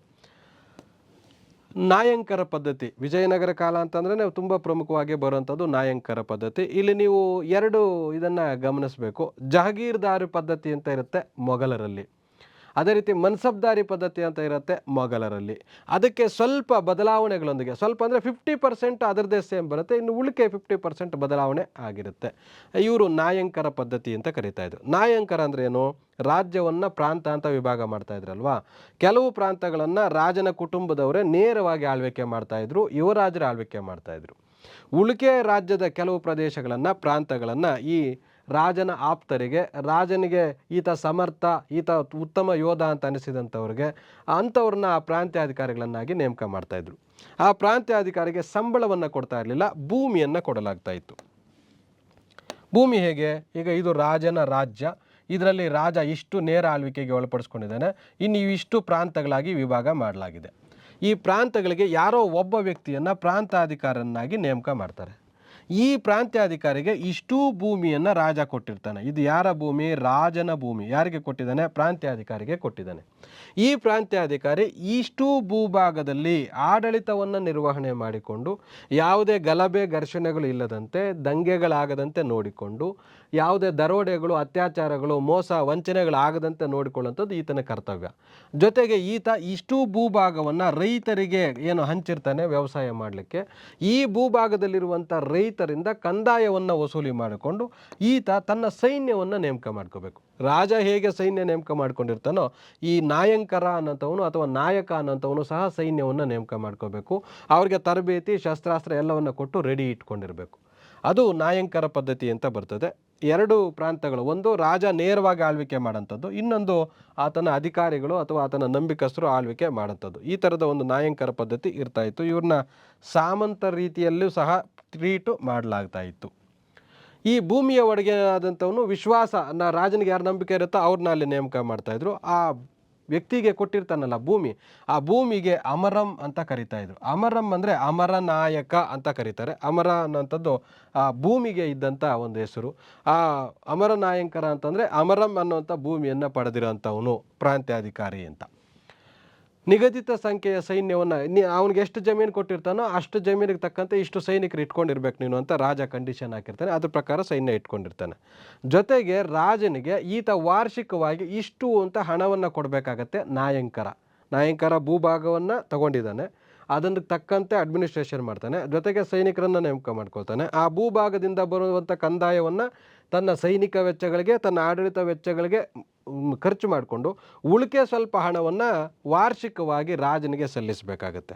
ಜೊತೆಗೆ ಈ ನಾಯಂಕರ ಏನು ರಾಜನ ವಿವಾಹ ಸಂದರ್ಭದಲ್ಲಿ ಅಥವಾ ಆತನ ವಿವಾಹ ವಾರ್ಷಿಕೋತ್ಸವ ಸಂದರ್ಭದಲ್ಲಿ ಅಥವಾ ಯಾವುದೋ ಹಬ್ಬ ಹರಿದಿನಗಳ ದಿವಸ ಅಥವಾ ಆತನ ಮಕ್ಕಳ ಮದುವೆ ದಿವಸ ಈ ನಾಯಂಕರರು ಆ ರಾಜನಿಗೆ ಗಿಫ್ಟ್ಗಳನ್ನು ಕಳಿಸುವಂಥದ್ದು ಸಹ ಬರುತ್ತೆ. ಅದು ಇಲ್ಲಿ ಇಂಪಾರ್ಟೆಂಟ್ ಆಗುತ್ತೆ. ಅನಂತರ ನಾಯಂಕರರು ಏನು ಮಾಡೋರು, ರಾಜನ ಮೇಲೆ ಯಾರಾದರೂ ಯುದ್ಧಕ್ಕೆ ಬಂದಂಥ ಸಂದರ್ಭದಲ್ಲಿ ನಾಯಂಕರರು ರಾಜನ ಪರವಾಗಿ ಯುದ್ಧ ಭೂಮಿಯಲ್ಲಿ ಭಾಗವಹಿಸಬೇಕು, ರಾಜನ ಪರವಾಗಿ ಯುದ್ಧ ಮಾಡಬೇಕು. ಇದು ಅಂದರೆ ನಾಯಂಕರ ಅನ್ನೋತವನು ಭೂಮಿ ತಗೊಂಡಿದ್ದಾನೆ, ಭೂಮಿಯಲ್ಲಿ ಕಂದಾಯ ತಗೋತಾನೆ, ಸೈನ್ಯ ನೇಮಕ ಮಾಡ್ಕೋತಾನೆ, ಆಡಳಿತ ಮಾಡ್ತಾನೆ, ಜೊತೆಗೆ ವಾರ್ಷಿಕವಾಗಿ ಕಪ್ಪ ಕಾಣಿಕೆಗಳನ್ನು ಕೊಡ್ತಾನೆ. ರಾಜನಿಗೆ ಕಷ್ಟ ಅಂತ ಬಂದಾಗ, ರಾಜನ ಮೇಲೆ ಯಾರಾದರೂ ದಾಳಿ ಮಾಡಿದ್ರು ಅಂಥ ಸಂದರ್ಭದಲ್ಲಿ ನಾಯಂಕರ ತನ್ನ ಸೈನ್ಯದೊಂದಿಗೆ ರಾಜನ ಪರವಾಗಿ ಯುದ್ಧದಲ್ಲಿ ಭಾಗವಹಿಸಬೇಕು. ಇಷ್ಟು ನಾಯಂಕರ ಪದ್ಧತಿ ಪ್ರಮುಖವಾಗಿ ಬರೋಂಥದ್ದು. ಆ ನಾಯಂಕರನಿಗೆ ಕೊಡುವಂಥ ಭೂಮಿಗೆ ಅಮರಂ ಅಂತ ಕರೀತಾರೆ. ಅಮರಂ ಭೂಮಿಯನ್ನು ಪಡೆದಂಥ ನಾಯಂಕರಿಗೆ ಅಮರನಾಯಕ ಅಂತ ಕರೀತಾರೆ. ಶಿವಪ್ಪ ನಾಯಕ ಅನ್ನೋಂಥವ್ರು ಇದೇ ರೀತಿ ಬರೋಂಥದ್ದು. ನಮ್ಮ ಮೈಸೂರು ರಾಜ್ಯವು ಇದೇ ರೀತಿ ನಾಯಂಕರರಾಗಿದ್ದಂಥದ್ದು. ವಿಜಯನಗರ ಸಾಮ್ರಾಜ್ಯ ನಾಶವಾದ ನಂತರ ನಾಯಂಕರರಾಗಿದ್ದಂಥವರೇ ಸ್ವತಃ ರಾಜರು, ಆ ಭೂಭಾಗವನ್ನು ನನ್ನದೇ ರಾಜ್ಯ ಅಂತ ಅಂದ್ಕೊಂಡು ಸ್ವತಂತ್ರವನ್ನು ಘೋಷಣೆ ಮಾಡ್ಕೊಂಡು ಅಡ್ಮಿನಿಸ್ಟ್ರೇಷನ್ಗೆ ಬರ್ತಾರೆ. ಗ್ರಾಮ ಆಡಳಿತ, ವಿಜಯನಗರದ ಗ್ರಾಮ ಆಡಳಿತ ಅತಿ ವಿಶೇಷವಾದಂಥ ಆಡಳಿತ. ಯಾಕೆ ಅಂತ ನೋಡೋಣ. ಆಡಳಿತದ ಚಿಕ್ಕ ಘಟಕ ಗ್ರಾಮ. ಆ ಗ್ರಾಮದ ಆಡಳಿತವನ್ನು ನೋಡ್ಕೊಳ್ಳೋಕ್ಕೆ ಗೌಡ ಅಥವಾ ಗಾವುಂಡ ಅನ್ನೋಂಥವನು ಮುಖ್ಯ ಅಧಿಕಾರಿಯಾಗಿರ್ತಾ ಇದ್ದ. ಆ ಗ್ರಾಮದ ಅಡ್ಮಿನಿಸ್ಟ್ರೇಷನ್ಗೆ ಗ್ರಾಮ ಸಭೆಗಳು ನಡೀತಾ ಇತ್ತು. ಅದ್ರ ಮುಖಾಂತರ ಆ ಗ್ರಾಮದಲ್ಲಿ ಏನು ತೀರ್ಮಾನಗಳಾಗ್ತದೋ ಅದನ್ನು ಇಂಪ್ಲಿಮೆಂಟ್ ಮಾಡ್ತಾಯಿದ್ರು. ಗ್ರಾಮದಲ್ಲಿ ಎಷ್ಟು ಕಂದಾಯ ಬರ್ತಾ ಇದೆ, ಯಾವ್ಯಾವುದಕ್ಕೆ ಎಷ್ಟು ಖರ್ಚು ಮಾಡ್ತಾ ಇದ್ದೀವಿ, ರಾಜನಿಗೆ ಮತ್ತು ಇದಕ್ಕೆ ಲೆಕ್ಕಗಳನ್ನು ಕೊಡುವಂಥದ್ದಕ್ಕೆ ಕರಣಿಕ ಅಂತ ಇರ್ತಾ ಇದ್ರೆ. ಕರಣಿಕ ಅಂದರೆ ಲೆಕ್ಕಪತ್ರಗಳನ್ನು ಇಡುವಂಥವನು. ಎಲ್ಲಿ? ವಿಜಯನಗರ ಕಾಲದಲ್ಲಿ ಎಲ್ಲಿ? ಗ್ರಾಮ ಪ್ರದೇಶಗಳಲ್ಲಿ.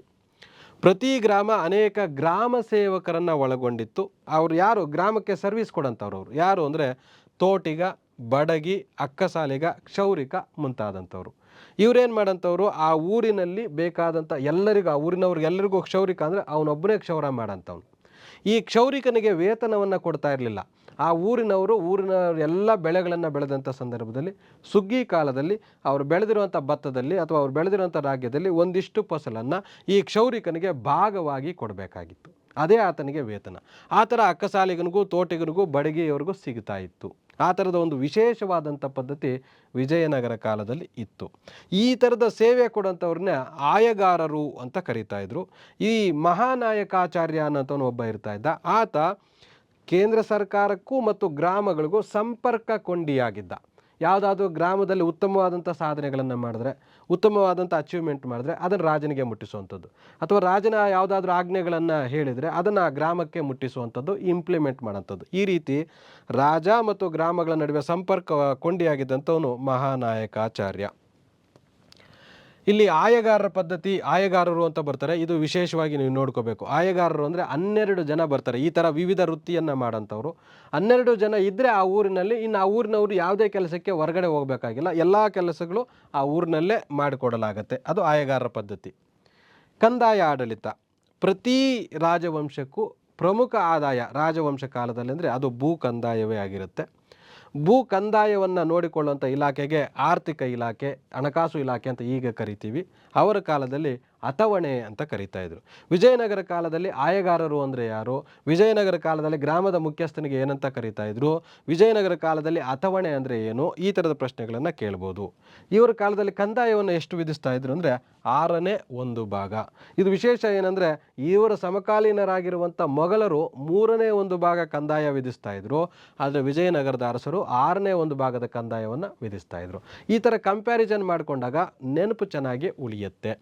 ಭೂಮಿಯ ಸ್ವರೂಪವನ್ನು ಆಧರಿಸಿ ಭೂಮಿಯನ್ನು 3 ಭಾಗಗಳಾಗಿ ವಿಭಾಗ ಮಾಡ್ತಾಯಿದ್ರು. ಎಲ್ಲ ಭೂಮಿಗೂ ಒಂದೇ ರೀತಿ ಕಂದಾಯ ಅಲ್ಲ. ಏಕೆಂದರೆ ಒಂದು ಭೂಮಿ ವರ್ಷಕ್ಕೆ 2 ಬೆಳೆ ಬೆಳೆಯುತ್ತೆ, ನೀರಾವರಿ ಸೌಲಭ್ಯ ಇರುತ್ತೆ. ಇನ್ನೊಂದು ಭೂಮಿ ಮಳೆ ಆಶ್ರಿತ ಇರುತ್ತೆ, ಮಳೆ ಬಂದರೆ ಬೆಳೆ, ಇಲ್ಲ ಅಂದರೆ ಇಲ್ಲ. ಇನ್ನು ಕೆಲವು ಬಂಜರು ಭೂಮಿ 2 ವರ್ಷಕ್ಕೋ 3 ವರ್ಷಕ್ಕೋ ಒಂದು ಬೆಳೆ ಬೆಳೀತದೆ. ಅದರಿಂದಾಗಿ ಈ ಎಲ್ಲದಕ್ಕೂ ಒಂದೇ ತೆರಿಗೆ ಹಾಕೋಂತಿರಲಿಲ್ಲ. ಆದರೆ ಮೊಘಲರ ಕಾಲದಲ್ಲಿ ಈ ಥರದ್ರಲ್ಲಿ ಬೇರೆ ಬೇರೆ ಭಿನ್ನತೆ ಬರುತ್ತೆ.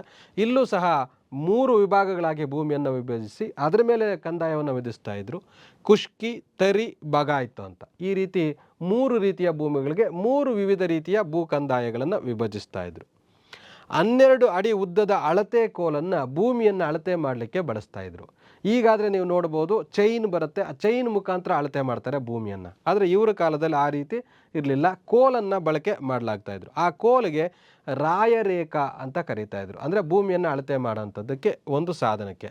ಆ ರಾಯರೇಖಾ ಅನ್ನೋಂಥ ಕೋಲುಗಳಿಗೆ ನಡಲಾವು ಕೋಲ್, ರಾಜವತಡನ್ ಕೋಲ್, ಕಂಡರಾಯ ಕೋಲ್, ದಂಡ ಕೋಲ್, ಈ ಥರದ ವಿವಿಧ ಕೋಲುಗಳನ್ನು ಭೂಮಿಯನ್ನು ಅಳತೆ ಮಾಡಲಿಕ್ಕೆ ಬಳಸ್ತಾ ಇದ್ರು. ಭೂಮಿಯನ್ನು ಅಳತೆ ಮಾಡಲಿಕ್ಕೆ ಬಳಸ್ತಾ ಇದ್ದಂಥ ಕೋಲುಗಳು ಯಾವುದು ಅಂತ ಕೇಳ್ಬೋದು, ಅಥವಾ ರಾಯರೇಖಾ ಅಂದರೆ ಏನು ಅಂತ ಪ್ರಶ್ನೆಯನ್ನು ಕೇಳ್ಬೋದು. ಕಂದಾಯವನ್ನು ನಗದು ರೂಪದಲ್ಲಾದರೂ ಕೊಡ್ಬೋದು, ವಸ್ತು ರೂಪದಲ್ಲಾದರೂ ಕೊಡ್ಬೋದು. ಹೇಗೆ, ಈಗ ಒಂದು 3 ಮೂಟೆ ಭತ್ತ 6 ಮೂಟೆ ಭತ್ತ ಬೆಳೆದಿದ್ದಾರೆ.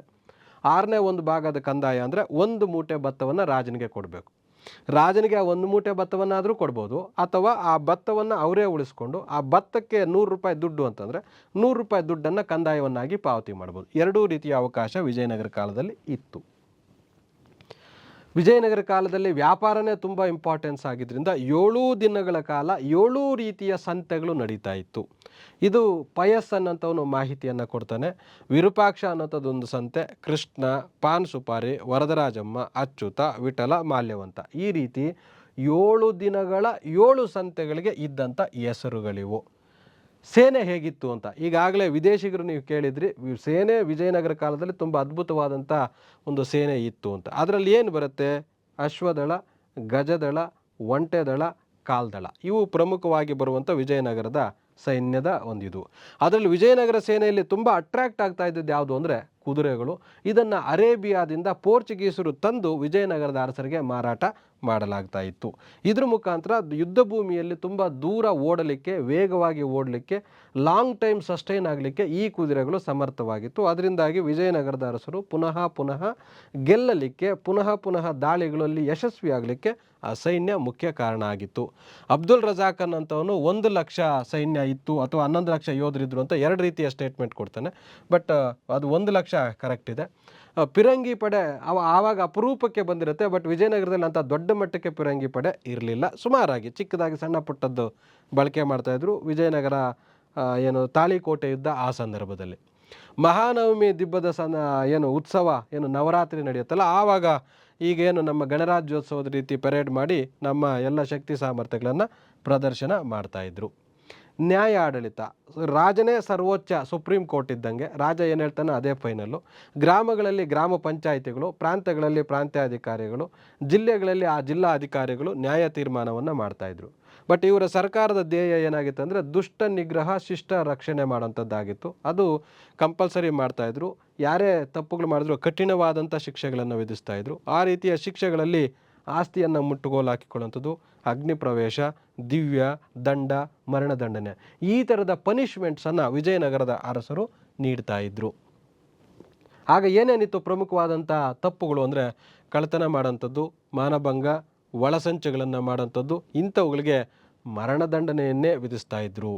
ಸ್ಥಳೀಯ ಸಂಸ್ಥೆಗಳಿಗೆ, ಈ ಅಧಿಕಾರಿಗಳಿಗೆ ನ್ಯಾಯ ವಿತರಣೆ ಅಧಿಕಾರ ಇತ್ತು. ಆ ಗ್ರಾಮದಲ್ಲಿ ಆ ಗ್ರಾಮ ಪಂಚಾಯತಿನೇ ನ್ಯಾಯ ತೀರ್ಮಾನ ಮಾಡ್ತಾ ಇತ್ತು. ವಿಜಯನಗರ ಕಾಲದ ನಾಣ್ಯ ವ್ಯವಸ್ಥೆ, ಏಕೆಂದರೆ ವ್ಯಾಪಾರ ಚೆನ್ನಾಗಿತ್ತು ಅಂತಂದಾಗ ನಾಣ್ಯಗಳ ಬಗ್ಗೆ ನಾವು ತಿಳ್ಕೊಂಡೇ ಇರಬೇಕಾಗತ್ತೆ.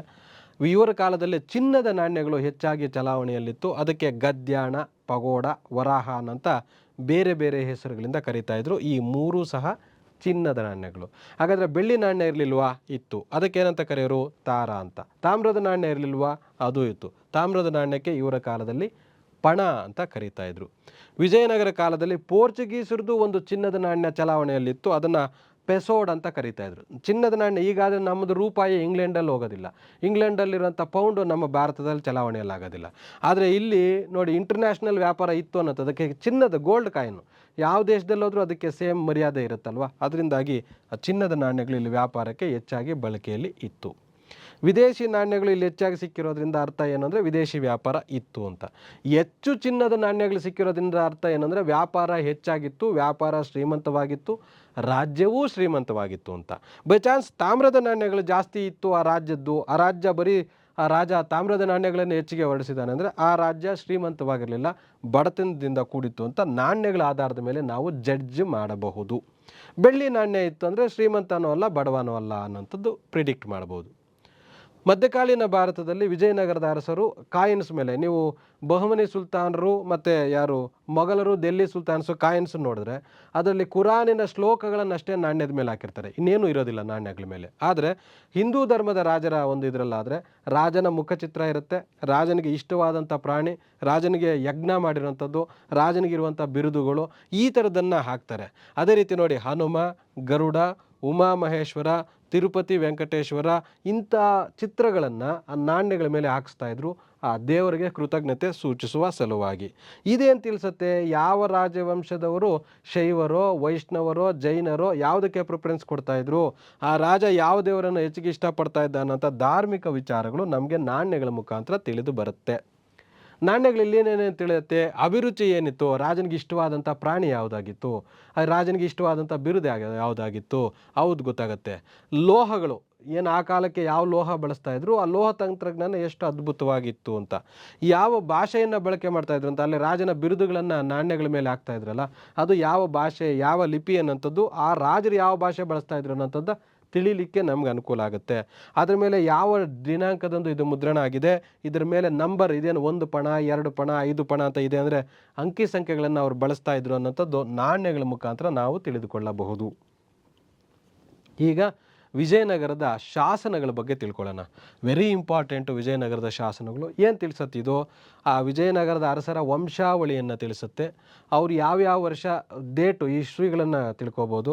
ದಾನ ಮಾಡಿರೋಂಥದ್ದು, ದತ್ತಿ ಕೊಟ್ಟಿರೋಂಥದ್ದು, ಅವ್ರಿಗಿದ್ದಂಥ ಬಿರುದುಗಳು, ಅವ್ರು ಯಾವ ಧರ್ಮಕ್ಕೆ, ಅಂದರೆ ಶಾಸನದಲ್ಲೂ ದೇವರ ಒಂದು ನಾಮವನ್ನು ಸ್ತುತಿಸ್ತಾರೆ.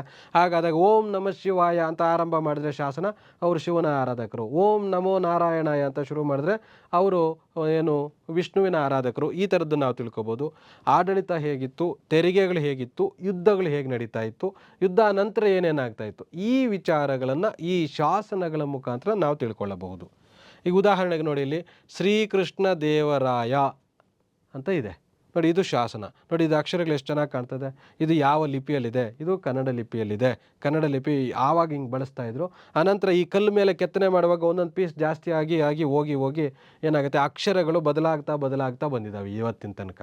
ಆರಂಭದಲ್ಲಿ ಅಕ್ಷರಗಳು ಹೀಗಿತ್ತು, ಈಗ ಅಕ್ಷರಗಳು ಬದಲಾಗೋದಿಲ್ಲ. ಯಾಕೆಂತಂದರೆ ಈಗ ಪ್ರಿಂಟಿಂಗ್ ಇದೆ, ಅಕ್ಷರಗಳು ಬದಲಾವಣೆ ಆಗಲಿಕ್ಕೆ ಅವಕಾಶ ಇಲ್ಲ. ಪೆನ್ನಲ್ಲಿ ಬರೀತೀವಿ, ಹಾಗಾಗಿ ಅಕ್ಷರ ಬದಲಾವಣೆ ಆಗಲಿಕ್ಕೆ ಅವಕಾಶ ಇಲ್ಲ. ಆದರೆ ಆಗಿನ ಕಾಲದಲ್ಲಿ ಕಲ್ಲಿನ ಮೇಲೆ ಕೆತ್ತುತ್ತಾ ಇದ್ದರಿಂದ ಸ್ವಲ್ಪ ಜೋರಾಗಿ ಹೊಡೆದಾಗ ಒಂದು ಪೀಸ್ ಜಾಸ್ತಿ ಜಾಸ್ತಿ ಹೋಯಿತು ಅಂದರೆ ಅಕ್ಷರದ ಒಂದು ಶೇಪು ಚೇಂಜ್ ಆಗಿಬಿಡೋದು. ಈ ರೀತಿ ಬೇರೆ ಬೇರೆ ಕಾರಣಗಳಿಂದ ಇವತ್ತು ಭಾಷೆ ಈ ಸ್ಥಿತಿಗೆ ಬಂದು ನಿಲ್ತಿದೆ ಅನ್ನೋದನ್ನು ತಿಳ್ಕೋಬೇಕು. ನಂತರ ಇಲ್ಲಿ ನೋಡಿ, ಅವ್ರು ಯಾವ ಧರ್ಮಕ್ಕೆ ಸೇರಿದ್ರು, ಶಿವನನ್ನು ಆರಾಧನೆ ಮಾಡೋಂಥವ್ರು ಅನ್ನೋಂಥದ್ದು ಇಲ್ಲಿ ಏನು ಶಿವನ ಒಂದು ವಾಹನವನ್ನು ಹಾಕಿರ್ತಾರೆ. ನಂತರ ಚಿಹ್ನೆಗಳು, ಅವರ ರಾಜವಂಶದ ಚಿಹ್ನೆಗಳನ್ನು ಹಾಕಿರ್ತಾರೆ. ಇದನ್ನು ನಾವು ಗಮನಿಸ್ಬೋದು. ಸುಮಾರು 5,000ಕ್ಕೂ ಹೆಚ್ಚು ಶಾಸನಗಳು ವಿಜಯನಗರದ ಅರಸರು ಹಾಕ್ಸಿದ್ದಾರೆ. ಅದರಲ್ಲಿ 2,500ಕ್ಕೂ ಹೆಚ್ಚು ಶಾಸನಗಳು ಕನ್ನಡದಲ್ಲೇ ಇದೆ. ಯಾಕೆ? ಕನ್ನಡ ಪ್ರದೇಶದವರು, ಕನ್ನಡ ಒಂದು ವಂಶಕ್ಕೆ ಸೇರಿದವರು ಅನ್ನೋ ಕಾರಣಕ್ಕೆ. ಇನ್ನು 2,500 ಶಾಸನಗಳು ತೆಲುಗು ಮತ್ತು ತಮಿಳಿನಲ್ಲಿ ಇದ್ದಾವೆ. ಬಿಟ್ರಗುಂಟ ಶಾಸನ ಅಂತ ಒಂದು ಶಾಸನ ಬರುತ್ತೆ. ಅದ್ಭುತವಾದಂಥ ಮಾಹಿತಿ ಇದು. ಹರಿಹರ, ಬುಕ್ಕ, ಕಂಪಣ್ಣ, ಮಾರಪ್ಪ, ಮುದ್ದಪ್ಪ ಇಷ್ಟೂ ಜನ ಸಂಗಮನ ಮಕ್ಕಳು. ಇವರು ವಿಜಯನಗರ ಸಾಮ್ರಾಜ್ಯವನ್ನು ಸ್ಥಾಪನೆ ಮಾಡಿದ್ರು. ಈ ಮಾಹಿತಿಯನ್ನು ಬಿಟ್ರಗುಂಟ ಶಾಸನ ತಿಳಿಸುತ್ತದೆ. 1336ರಲ್ಲಿ ವಿಜಯನಗರ ಸಾಮ್ರಾಜ್ಯ ಸ್ಥಾಪನೆ ಆಯಿತು ಅಂತ ತಿಳಿಸುವಂಥ ಶಾಸನ ಯಾವುದು ಅಂದರೆ ಬಾಗೇಪಲ್ಲಿ ಶಾಸನ. ಅದರಲ್ಲಿ ಈ ವಿಜಯನಗರ ಸಾಮ್ರಾಜ್ಯ ಸ್ಥಾಪನೆ ಆಗಿದ್ದ ಡೇಟನ್ನು ಮೆನ್ಷನ್ ಮಾಡ್ತಾರೆ.